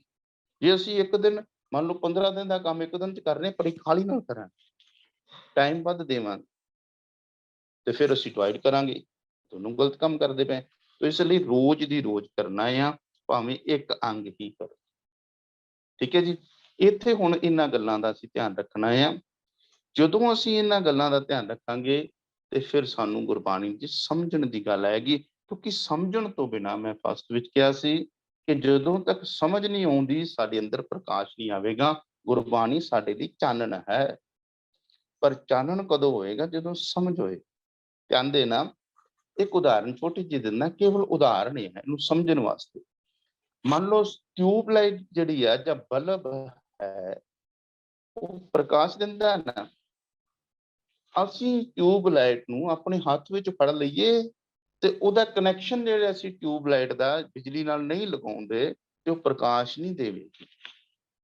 ਬਲਬ ਨੂੰ ਹੱਥ ਵਿੱਚ ਪਕੜੀ ਰੱਖੋ, ਆਪਣੇ ਕੋਲ ਰੱਖ ਲਓ, ਪ੍ਰਕਾਸ਼ ਨਹੀਂ ਦੇਵੇਗਾ। ਜਦੋਂ ਉਹਦੇ ਪੁਆਇੰਟਸ ਜਿਹੜੇ ਨੇ ਉਹ ਬਿਜਲੀ ਦੇ ਪੁਆਇੰਟਸ ਦੇ ਨਾਲ ਨੈਗੇਟਿਵ ਪੋਜ਼ਿਟਿਵ ਜੁੜਨਗੇ, ਤੇ ਫਿਰ ਉਹ ਰੋਸ਼ਨੀ ਦੇਵੇਗਾ, ਪਿੱਛੋਂ ਲਾਈਟ ਦੀ ਸਪਲਾਈ ਮਿਲੇਗੀ, ਫਿਰ ਉਹ ਰੋਸ਼ਨੀ ਦੇਵੇਗਾ। ਗੁਰਬਾਣੀ ਵੀ ਇਸ ਤਰ੍ਹਾਂ ਹੀ ਚਾਨਣ ਕਰੇਗੀ। ਜਦੋਂ ਗੁਰਬਾਣੀ ਦੀ ਸਮਝ ਸਾਨੂੰ ਆਏਗੀ, ਮਾਨੋ ਸਾਡੇ ਮਨ ਦੀ ਤਾਰ ਤੇ ਗੁਰਬਾਣੀ ਦੀ ਤਾਰ ਜੁੜੇਗੀ, ਫਿਰ ਸਾਨੂੰ ਪ੍ਰਕਾਸ਼ ਮਿਲੇਗਾ, ਫਿਰ ਸਾਡੇ ਜੀਵਨ ਵਿੱਚ ਰੋਸ਼ਨੀ ਹੋਵੇਗੀ। ਸੋ ਇਸ ਤਰ੍ਹਾਂ ਇਹਨਾਂ ਨੁਕਤਿਆਂ ਨੂੰ ਧਿਆਨ ਵਿੱਚ ਰੱਖਣਾ ਆ। ਇਹਨਾਂ ਹੀ ਅੱਜ ਦੇ ਵਿਚਾਰ ਦੇ ਵਿੱਚ ਔਰ ਸਮੂਹ ਸੰਗਤ ਨੂੰ ਫਤਿਹ ਦੀ ਸਾਂਝ ਕਰੀਏ, ਔਰ ਗੁਰਬਾਣੀ ਦੀ ਵਿਚਾਰ ਕਰਦੇ ਹਾਂ, ਨੁਕਤਿਆਂ ਨੂੰ ਉਚਾਰਨ ਕਰਦੇ ਹਾਂ, ਨਿੱਕਾਂ ਗਲਤੀਆਂ ਰਹਿ ਜਾਂਦੀਆਂ ਨੇ, ਖਿਮਾ ਦਾ ਜਾਚਕ। ਵਾਹਿਗੁਰੂ ਜੀ ਕਾ ਖਾਲਸਾ, ਵਾਹਿਗੁਰੂ ਜੀ ਕੀ ਫਤਿਹ। ਪੂਰੀ ਐਜੂਕੇਟ ਪੰਜਾਬ ਪ੍ਰੋਜੈਕਟ ਦੀ ਟੀਮ ਵੱਲੋਂ ਸਾਡਾ ਬਹੁਤ-ਬਹੁਤ ਧੰਨਵਾਦ ਜੀ, ਜਿਨ੍ਹਾਂ ਨੇ ਬੜੇ ਹੀ ਸੋਹਣੇ ਤਰੀਕੇ ਦੇ ਨਾਲ ਸਾਨੂੰ ਗੁਰਬਾਣੀ ਦੇ ਨੁਕਤਿਆਂ ਨੂੰ ਸਮਝਾਇਆ ਹੈ। ਅੱਜ ਤੋਂ ਅਸੀਂ ਇਹਨਾਂ ਨੁਕਤਿਆਂ ਅਸੀਂ ਵਰਤ ਕੇ ਗੁਰਬਾਣੀ ਨੂੰ ਜਦੋਂ ਅਸੀਂ ਕਰਦੇ ਤਾਂ ਇਹਨਾਂ ਨੁਕਤਿਆਂ ਨੂੰ ਜ਼ਰੂਰ ਉਹਦੇ ਵਿੱਚ ਆਪਾਂ ਪੜ੍ਹਿਆ ਕਰੀਏ। ਇਹਨਾਂ ਨੁਕਤਿਆਂ ਨੂੰ ਵਰਤ ਕੇ ਆਪਾਂ ਪੜ੍ਹਿਆ ਕਰੀਏ ਤਾਂ ਆਪਣੀ ਗੁਰਬਾਣੀ ਹੈ ਜਿਹੜੀ ਸ਼ੁੱਧ ਹੋ ਸਕੇਗੀ। ਹੁਣ ਆਪਾਂ ਕੁਝ ਹੈਂਡਲਸ ਲਵਾਂਗੇ, ਮੈਂ ਸਾਨੂੰ ਬੇਨਤੀ ਕਰਾਂਗੀ ਕਿ ਬੱਚਿਆਂ ਦੇ ਕੁਐਸਚਨਸ ਹੁੰਦੇ ਤਾਂ ਉਹ ਜ਼ਰੂਰ ਆਨਸਰ ਕਰਨ ਜੀ। ਜੀ ਜੀ। ਵਾਹਿਗੁਰੂ ਜੀ ਵਾਹਿਗੁਰੂ ਜੀ। ਵਾਹਿਗੁਰੂ ਜੀ ਕੀ ਫਤਿਹ। ਸਰ ਮੇਰਾ ਵਾਹਿਗੁਰੂ ਜੀ ਕਾ ਖਾਲਸਾ, ਵਾਹਿਗੁਰੂ ਫਤਿਹ। ਆਵਾਜ਼ ਘੱਟ ਆ ਰਹੀ ਬੇਟੇ। ਸਰ ਮੇਰਾ ਇਹ ਕੁਐਸਚਨ ਸੀ ਕਿ ਜਿਹੜਾ ਗੁਰਬਾਣੀ ਜਦੋਂ ਲਿਖੀ ਗਈ ਆ ਆਪਣੇ ਗੁਰੂਆਂ ਵੱਲੋਂ, ਉਸ ਸਮੇਂ ਅੱਧਕ ਦੀ ਵਰਤੋਂ ਹੁੰਦੀ ਨਹੀਂ ਸੀ, ਪਰ ਫਿਰ ਤਵੈ ਪ੍ਰਸਾਦ ਸਵਈਏ ਦੇ ਵਿੱਚ ਕਾਹਤੋਂ ਹੁੰਦੀ ਆ? ਹਾਂਜੀ, ਤਾਪ ਪ੍ਰਸਾਦ ਸਵਈਏ ਦੇ ਵਿੱਚ ਇਹ ਅਦਕ ਦੀ ਵਰਤੋਂ ਕੀਤੀ ਗਈ ਹੈ। ਦਸਮ ਗ੍ਰੰਥ ਦੇ ਵਿੱਚ ਇਹ ਅਦਕ ਦੀ ਵਰਤੋਂ ਆ ਰਹੀ ਆ, ਔਰ ਗੁਰੂ ਗ੍ਰੰਥ ਸਾਹਿਬ ਦੇ ਵਿੱਚ ਅਦਕ ਦੀ ਵਰਤੋਂ ਨਹੀਂ ਆ ਰਹੀ। ਇਹ ਵੀ ਇੱਕ ਕੁਐਸਚਨ ਚਿੰਨ੍ਹ ਹੈ। ਇਸੇ ਲਈ ਸ਼ਾਇਦ ਕੁਝ ਧਿਰਾਂ ਜਿਹੜੀਆਂ ਨੇ ਆਪਸ ਵਿੱਚ ਤਕਰਾਰ ਕਰ ਰਹੀਆਂ ਨੇ, ਲੜ ਵੀ ਰਹੀਆਂ ਨੇ, ਪਰ ਇਹ ਗੱਲ ਆ ਵੀ ਗੁਰਬਾਣੀ ਵਿੱਚ ਕਿਤੇ ਨਹੀਂ ਆਏਗੀ, ਪਰ ਦਸਮ ਗ੍ਰੰਥ ਦੇ ਵਿੱਚ ਅਦਕ ਜਿਹੜੀ ਆ ਉਹਦਾ ਉਚਾਰਨ, ਉਹਦਾ ਜਿਹੜਾ ਸਰੂਪ ਸਾਨੂੰ ਦਿਖੇ, ਉਹਦੇ ਲੱਗੀ ਹੋਈ। ਕਿਉਂਕਿ ਦਸਮ ਗ੍ਰੰਥ ਦੇ ਬਾਰੇ ਵਿੱਚ ਇਹ ਬਾਅਦ ਦੀਆਂ ਗੱਲਾਂ ਨੇ ਵੀ ਕਿਸ ਤਰ੍ਹਾਂ ਇਹ ਹੋਇਆ ਜਾਂ ਕਿਵੇਂ ਹੋਇਆ, ਜਾਂ ਗੁਰੂ ਗੋਬਿੰਦ ਸਿੰਘ ਨੇ ਲਿਖੀ ਤੋ ਜਾਂ ਨਹੀਂ ਲਿਖੀ, ਇਹਦੇ ਬਾਰੇ ਅਸੀਂ ਇਸ ਕਿੰਤੂ ਪਰੰਤੂ ਵਿੱਚ ਨਹੀਂ ਪਵਾਂਗੇ। ਪਰ ਇਹ ਗੱਲ ਸਪਸ਼ਟ ਆ ਬਈ ਗੁਰੂ ਗ੍ਰੰਥ ਸਾਹਿਬ ਕਿਤੇ ਅਦਕ ਨਹੀਂ, ਪਰ ਦਸਮ ਗ੍ਰੰਥ ਦੇ ਵਿੱਚ ਅਸੀਂ ਪੜ੍ਹਦੇ ਹਾਂ ਅਦਕ ਆਉਂਦੀ ਹੈ। ਠੀਕ ਹੈ ਜੀ। ਵਾਹਿਗੁਰੂ ਜੀ ਕਾ ਖਾਲਸਾ, ਵਾਹਿਗੁਰੂ ਜੀ ਵੇ ਕੀ ਖਾਲਸਾ ਫਤਿਹ। ਉੱਚੀ ਬੋਲੋ ਥੋੜਾ ਜਿਹਾ। ਵਾਹਿਗੁਰੂ ਜੀ, ਮੇਰਾ ਕੁਐਸਚਨ ਇਹ ਸੀਗਾ, ਜਿਹੜਾ ਗੁਰਬਾਣੀ ਦੇ ਵਿੱਚ ਸ਼ਬਦ ਆਉਂਦਾ ਕਿਰਪਾ, ਬੇਟੇ ਥੋੜਾ ਉੱਚੀ ਬੋਲੋ, ਮੈਨੂੰ ਆਵਾਜ਼ ਘੱਟ ਆ ਰਹੀ ਤੁਹਾਡੀ। ਵਾਹਿਗੁਰੂ ਜੀ ਹੁਣ ਆ ਰਹੀ ਹੈ? ਹਾਂਜੀ ਹਾਂਜੀ ਜਿਹੜਾ ਗੁਰਬਾਣੀ ਦੇ ਵਿੱਚ ਸ਼ਬਦ ਕਿਰਪਾ ਆਉਂਦਾ ਹੈ ਜੀ, ਹਾਂਜੀ। ਕਈ ਵਾਰ ਤਾਂ ਜੀ ਉਹ ਰਾਰੇ ਦੇ ਕੱਕੇ ਦੇ ਪੈਰ 'ਚ ਰਾਰਾ ਹੁੰਦਾ ਤੇ ਕਈ ਵਾਰੀ ਪੂਰਾ ਰਾਰਾ ਹੁੰਦਾ, ਉਹਦਾ ਮਤਲਬ ਉਚਾਰਨ ਸੇਮ ਹੀ ਹੋਊਗਾ ਜੀ ਜੇ ਨਹੀਂ ਜੀ, ਕਿਰਪਾ ਹੋਵੇ? ਜਦੋਂ ਪੈਰ ਚਰਾਰਾ ਤੇ ਫਿਰ ਪੈਰ ਚਰਾਰਾ ਹੀ ਉਚਾਰਨ ਕਰਨਾ ਚਾਹੀਦਾ। ਉਹ ਵੈਸੇ ਸ਼ਬਦ ਹਿੰਦੀ ਦਾ ਹੈ ਇਹ ਕਿਰਪਾ, ਪੈਰ ਚਰਾਰੇ ਵਾਲਾ, ਪਰ ਕਿਤੇ ਕਿਤੇ ਪੂਰਾ ਰਾਰਾ ਵੀ ਗੁਰੂ ਸਾਹਿਬ ਨੇ ਲਿਖਿਆ ਆ। ਜਿੱਥੇ ਪੂਰਾ ਰਾਰਾ ਉੱਥੇ ਅਸੀਂ ਪੂਰਾ ਰਾਰਾ ਹੀ ਉਚਾਰਨ ਕਰਨਾ, ਉੱਥੇ ਕਿਰਪਾ ਹੀ ਕਹਿਣਾ ਆ। ਜਿੱਥੇ ਪੈਰ ਚਰਾਰਾ ਉੱਥੇ ਕਿਰਪਾ ਬੋਲਣਾ ਹੈ, ਕਿਰਪਾ। ਜਲਦੀ ਨਾਲ ਛੇਤੀ ਨਾਲ ਪੈਰ ਚਰਾਰਾ ਉਚਾਰਨ ਕਰਨਾ ਆ। ਅਰਥ ਦੋਨਾਂ ਦੇ ਸੇਮ। ਠੀਕ ਹੈ ਜੀ। ਠੀਕ ਹੈ ਜੀ।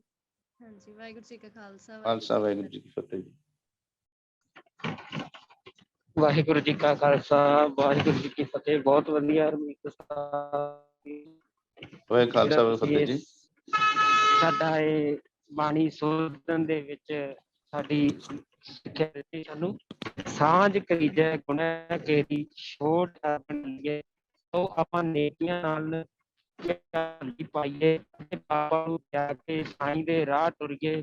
ਪਹਿਲੇ ਪਟੰਬਰ ਕਰ ਅਡੰਬਰ ਆਪਣਾ ਪਿੜ ਮੱਲੀਏ, ਆਓ ਆਪਾਂ ਨੇਕੀਆਂ ਦੇ ਰੇਸ਼ਮੀ ਬਸਤਰ ਪਹਿਨੀਏ ਅਤੇ ਭਲਾਈ ਦੀ ਸਜਾਵਟ ਕਰੀਏ ਅਤੇ ਆਪਣੇ ਮਕਾਨ ਤੇ ਕਬਜ਼ਾ ਕਰੀਏ। ਮਕਾਨ ਆਪਣਾ ਗੁਰੂ ਸਾਹਿਬ ਗੁਰਬਾਣੀ ਦਾ ਹੈ ਤੇ ਉਸ ਤੇ ਆਪਾਂ ਕਬਜ਼ਾ ਕਰਨਾ ਹੈ। ਕਬਜ਼ਾ ਕਰਨਾ ਹੈ ਸਹਿਜ ਪੱਕੇ ਸੋ ਮਿਲਦਾ ਹੋਏ। ਜਿਹੜੀ ਤੁਸੀਂ ਸਾਨੂੰ ਸਿੱਖਿਆ ਦਿੱਤੀ ਹੈ ਗੁਰਬਾਣੀ ਪੜ੍ਹ ਲਿਖ ਕੇ ਸੋਧ ਬੋਧ ਕੇ ਕਰਨੀ, ਤੋਂ ਬਹੁਤ ਵਧੀਆ ਅੱਜ ਦਾ ਤੁਹਾਡਾ ਸੈਕਸ਼ਨ ਸੀ। ਵਾਹਿਗੁਰੂ ਕਿਰਪਾ ਕਰੇ ਆਪਣੀ ਸੇਵਾ ਆਪਣਿਆਂ ਤੋਂ ਆਪਣੇ ਆਪ ਲੈਂਦੇ ਰਹਿਣ। ਸੋ ਵਾਹਿਗੁਰੂ ਜੀ ਕਾ ਖਾਲਸਾ, ਵਾਹਿਗੁਰੂ ਜੀ ਕੀ ਫਤਿਹ। ਵਾਹਿਗੁਰੂ ਜੀ ਕਾ ਖਾਲਸਾ ਫਤਿਹ। ਵਿੱਚ ਜੀ ਅਰਦਾਸ ਕਰੋ ਕਿ ਸਾਰਿਆਂ ਤੇ ਇਹ ਬਖਸ਼ਿਸ਼ ਗੁਰੂ ਕਰਨ ਔਰ ਸਾਨੂੰ ਸਭਨਾਂ ਨੂੰ ਸਮਝ ਆਵੇ। ਸਾਰਿਆਂ ਦਾ ਵਾਹਿਗੁਰੂ ਜੀ ਭਲਾ ਕਰਨ। ਅਸੀਂ ਸਾਰੇ ਗੁਰਬਾਣੀ ਨਾਲ ਜੁੜੀਏ, ਕੇਵਲ ਕਹੀਏ ਨਾ ਸੱਚਮੁੱਚ ਜੁੜੀਏ। ਧੰਨਵਾਦ ਵੀਰ ਜੀ। ਵਾਹਿਗੁਰੂ ਜੀ ਕਾ ਖਾਲਸਾ, ਵਾਹਿਗੁਰੂ ਜੀ ਕੀ ਫਤਿਹ ਜੀ। ਹਾਂਜੀ, ਵਾਹਿਗੁਰੂ ਜੀ ਕਾ ਖਾਲਸਾ, ਵਾਹਿਗੁਰੂ ਜੀ ਕੀ ਫਤਿਹ ਜੀ। ਮੈਂ ਵੀਰ ਜੀ ਦਾ ਬਹੁਤ ਬਹੁਤ ਧੰਨਵਾਦ ਕਰਦੀ ਹਾਂ ਜੀ, ਜਿਨ੍ਹਾਂ ਨੇ ਸਾਨੂੰ ਬਹੁਤ ਵਧੀਆ ਜਾਣਕਾਰੀ ਦਿੱਤੀ ਜੀ। ਗੁਰਬਾਣੀ ਦੇ ਨੁਕਤੇ ਬਾਰੇ ਜੀ ਸਾਨੂੰ ਬਹੁਤ ਵਧੀਆ ਸਮਝ ਆਇਆ ਜੀ। ਤੁਹਾਡਾ ਬਹੁਤ ਬਹੁਤ ਧੰਨਵਾਦ ਕਰਦੀ ਹਾਂ ਜੀ। ਵਾਹਿਗੁਰੂ ਜੀ ਕਾ ਖਾਲਸਾ, ਵਾਹਿਗੁਰੂ ਜੀ ਕੀ ਫਤਿਹ। ਵਾਹਿਗੁਰੂ ਜੀ ਕਾ ਖਾਲਸਾ ਫਤਿਹ। ਬੱਚਿਓ ਧੰਨਵਾਦ ਤੁਹਾਡਾ ਸਾਰਿਆਂ ਦਾ, ਕਿਉਂਕਿ ਤੁਸੀਂ ਟਾਈਮ ਦੇ ਰਹੇ ਹੋ। ਔਰ ਸਮਝਾਉਣ ਵਾਲੇ ਦੀ ਇੰਨੀ ਵੈਲਿਊ ਨਹੀਂ ਹੁੰਦੀ ਜਿੰਨਾ ਸਮਝਣ ਵਾਲੇ ਦੀ ਵੈਲਿਊ ਹੁੰਦੀ। ਔਰ ਵੈਸੇ ਸਮਝਾਉਣ ਵਾਲਾ ਕੋਈ ਬੰਦਾ ਨਹੀਂ ਗਾ, ਵਾਹਿਗੁਰੂ ਜੀ ਸਮਝਾ ਰਹੇ ਨੇ ਸਾਨੂੰ, ਸਾਰਿਆਂ ਨੂੰ ਸਮਝਾ ਰਹੇ ਨੇ। ਇਹ ਤੇ ਸਬੱਬ ਹੁੰਦਾ ਸਾਨੂੰ ਇਕੱਠੇ ਕਰਕੇ ਸਮਝਾ ਦਿੰਦੇ। ਠੀਕ ਹੈ ਜੀ, ਧੰਨਵਾਦ ਤੁਹਾਡਾ ਸਭਨਾਂ ਦਾ। ਵਾਹਿਗੁਰੂ ਜੀ ਕਾ ਖਾਲਸਾ, ਵਾਹਿਗੁਰੂ ਜੀ ਕੀ ਫਤਿਹ। ਵਾਹਿਗੁਰੂ ਜੀ ਕਾ ਖਾਲਸਾ, ਵਾਹਿਗੁਰੂ ਜੀ ਕੀ ਫਤਿਹ ਜੀ। ਸਰ ਮੇਰਾ ਕੁਐਸਚਨ ਇਹ ਸੀ ਕਿ ਗੁਰੂ ਗ੍ਰੰਥ ਸਾਹਿਬ ਅਦਕ ਦੀ ਵਰਤੋਂ ਕਿਉਂ ਨਹੀਂ ਹੋਈ, ਤੇ ਜਿਹੜਾ ਕਾਰਨ ਸੀ ਅਦਕ ਦੀ ਵਰਤੋਂ ਨਹੀਂ ਹੋਈ? ਅਦਕ ਦੀ ਵਰਤੋਂ ਜਿਹੜੀ ਆ ਨਾ ਜੀ, ਗੁਰਬਾਣੀ ਦੇ ਵਿੱਚ ਉਸ ਵਕਤ ਨਹੀਂ ਹੋਈ। ਗੁਰਬਾਣੀ ਦੇ ਵਿੱਚ ਸੱਸੇ ਪੈਰ ਬਿੰਦੀ ਖੱਕੇ ਪੈਰ ਵਾਲੀ ਬਿੰਦੀ ਵਾਲੇ ਵੀ ਆਪਾਂ ਪਿਛਲੇ ਸੈਸ਼ਨ 'ਚ ਕੀਤੀ ਸੀ ਗੱਲ, ਉਹ ਵੀ ਨਹੀਂ ਆਏ ਉਸ ਵੇਲੇ। ਇਹ ਹੈ ਹੀ ਨਹੀਂ ਸੀ ਨੁਕਤੇ ਉਸ ਵੇਲੇ ਗੁਰਬਾਣੀ ਦੇ ਵਿੱਚ। ਉਹ ਅੱਖਰਾਂ ਦੇ ਵਿੱਚ ਇਹਨਾਂ ਅੱਖਰਾਂ ਨਾਲ ਹੀ ਗੁਰੂ ਸਾਹਿਬ ਨੇ ਸਾਰਾ ਕੁਝ ਲਿਖਿਆ, ਪਰ ਉਸ ਵੇਲੇ ਅਦਕ ਦੀ ਵਰਤੋਂ ਨਹੀਂ ਹੋਈ। ਪਰ ਅਦਕ ਜਿਹੜਾ ਸੀ ਉਹ ਬੋਲਿਆ ਜਾਂਦਾ ਸੀ ਸਮਝ, ਤੇ ਸੱਚ ਨੂੰ ਸੱਚ ਹੀ ਕਹਿੰਦੇ ਸਨ, ਸੱਚ ਤਾਂ ਸੱਚ ਸੱਚ ਹੀ ਹੈ।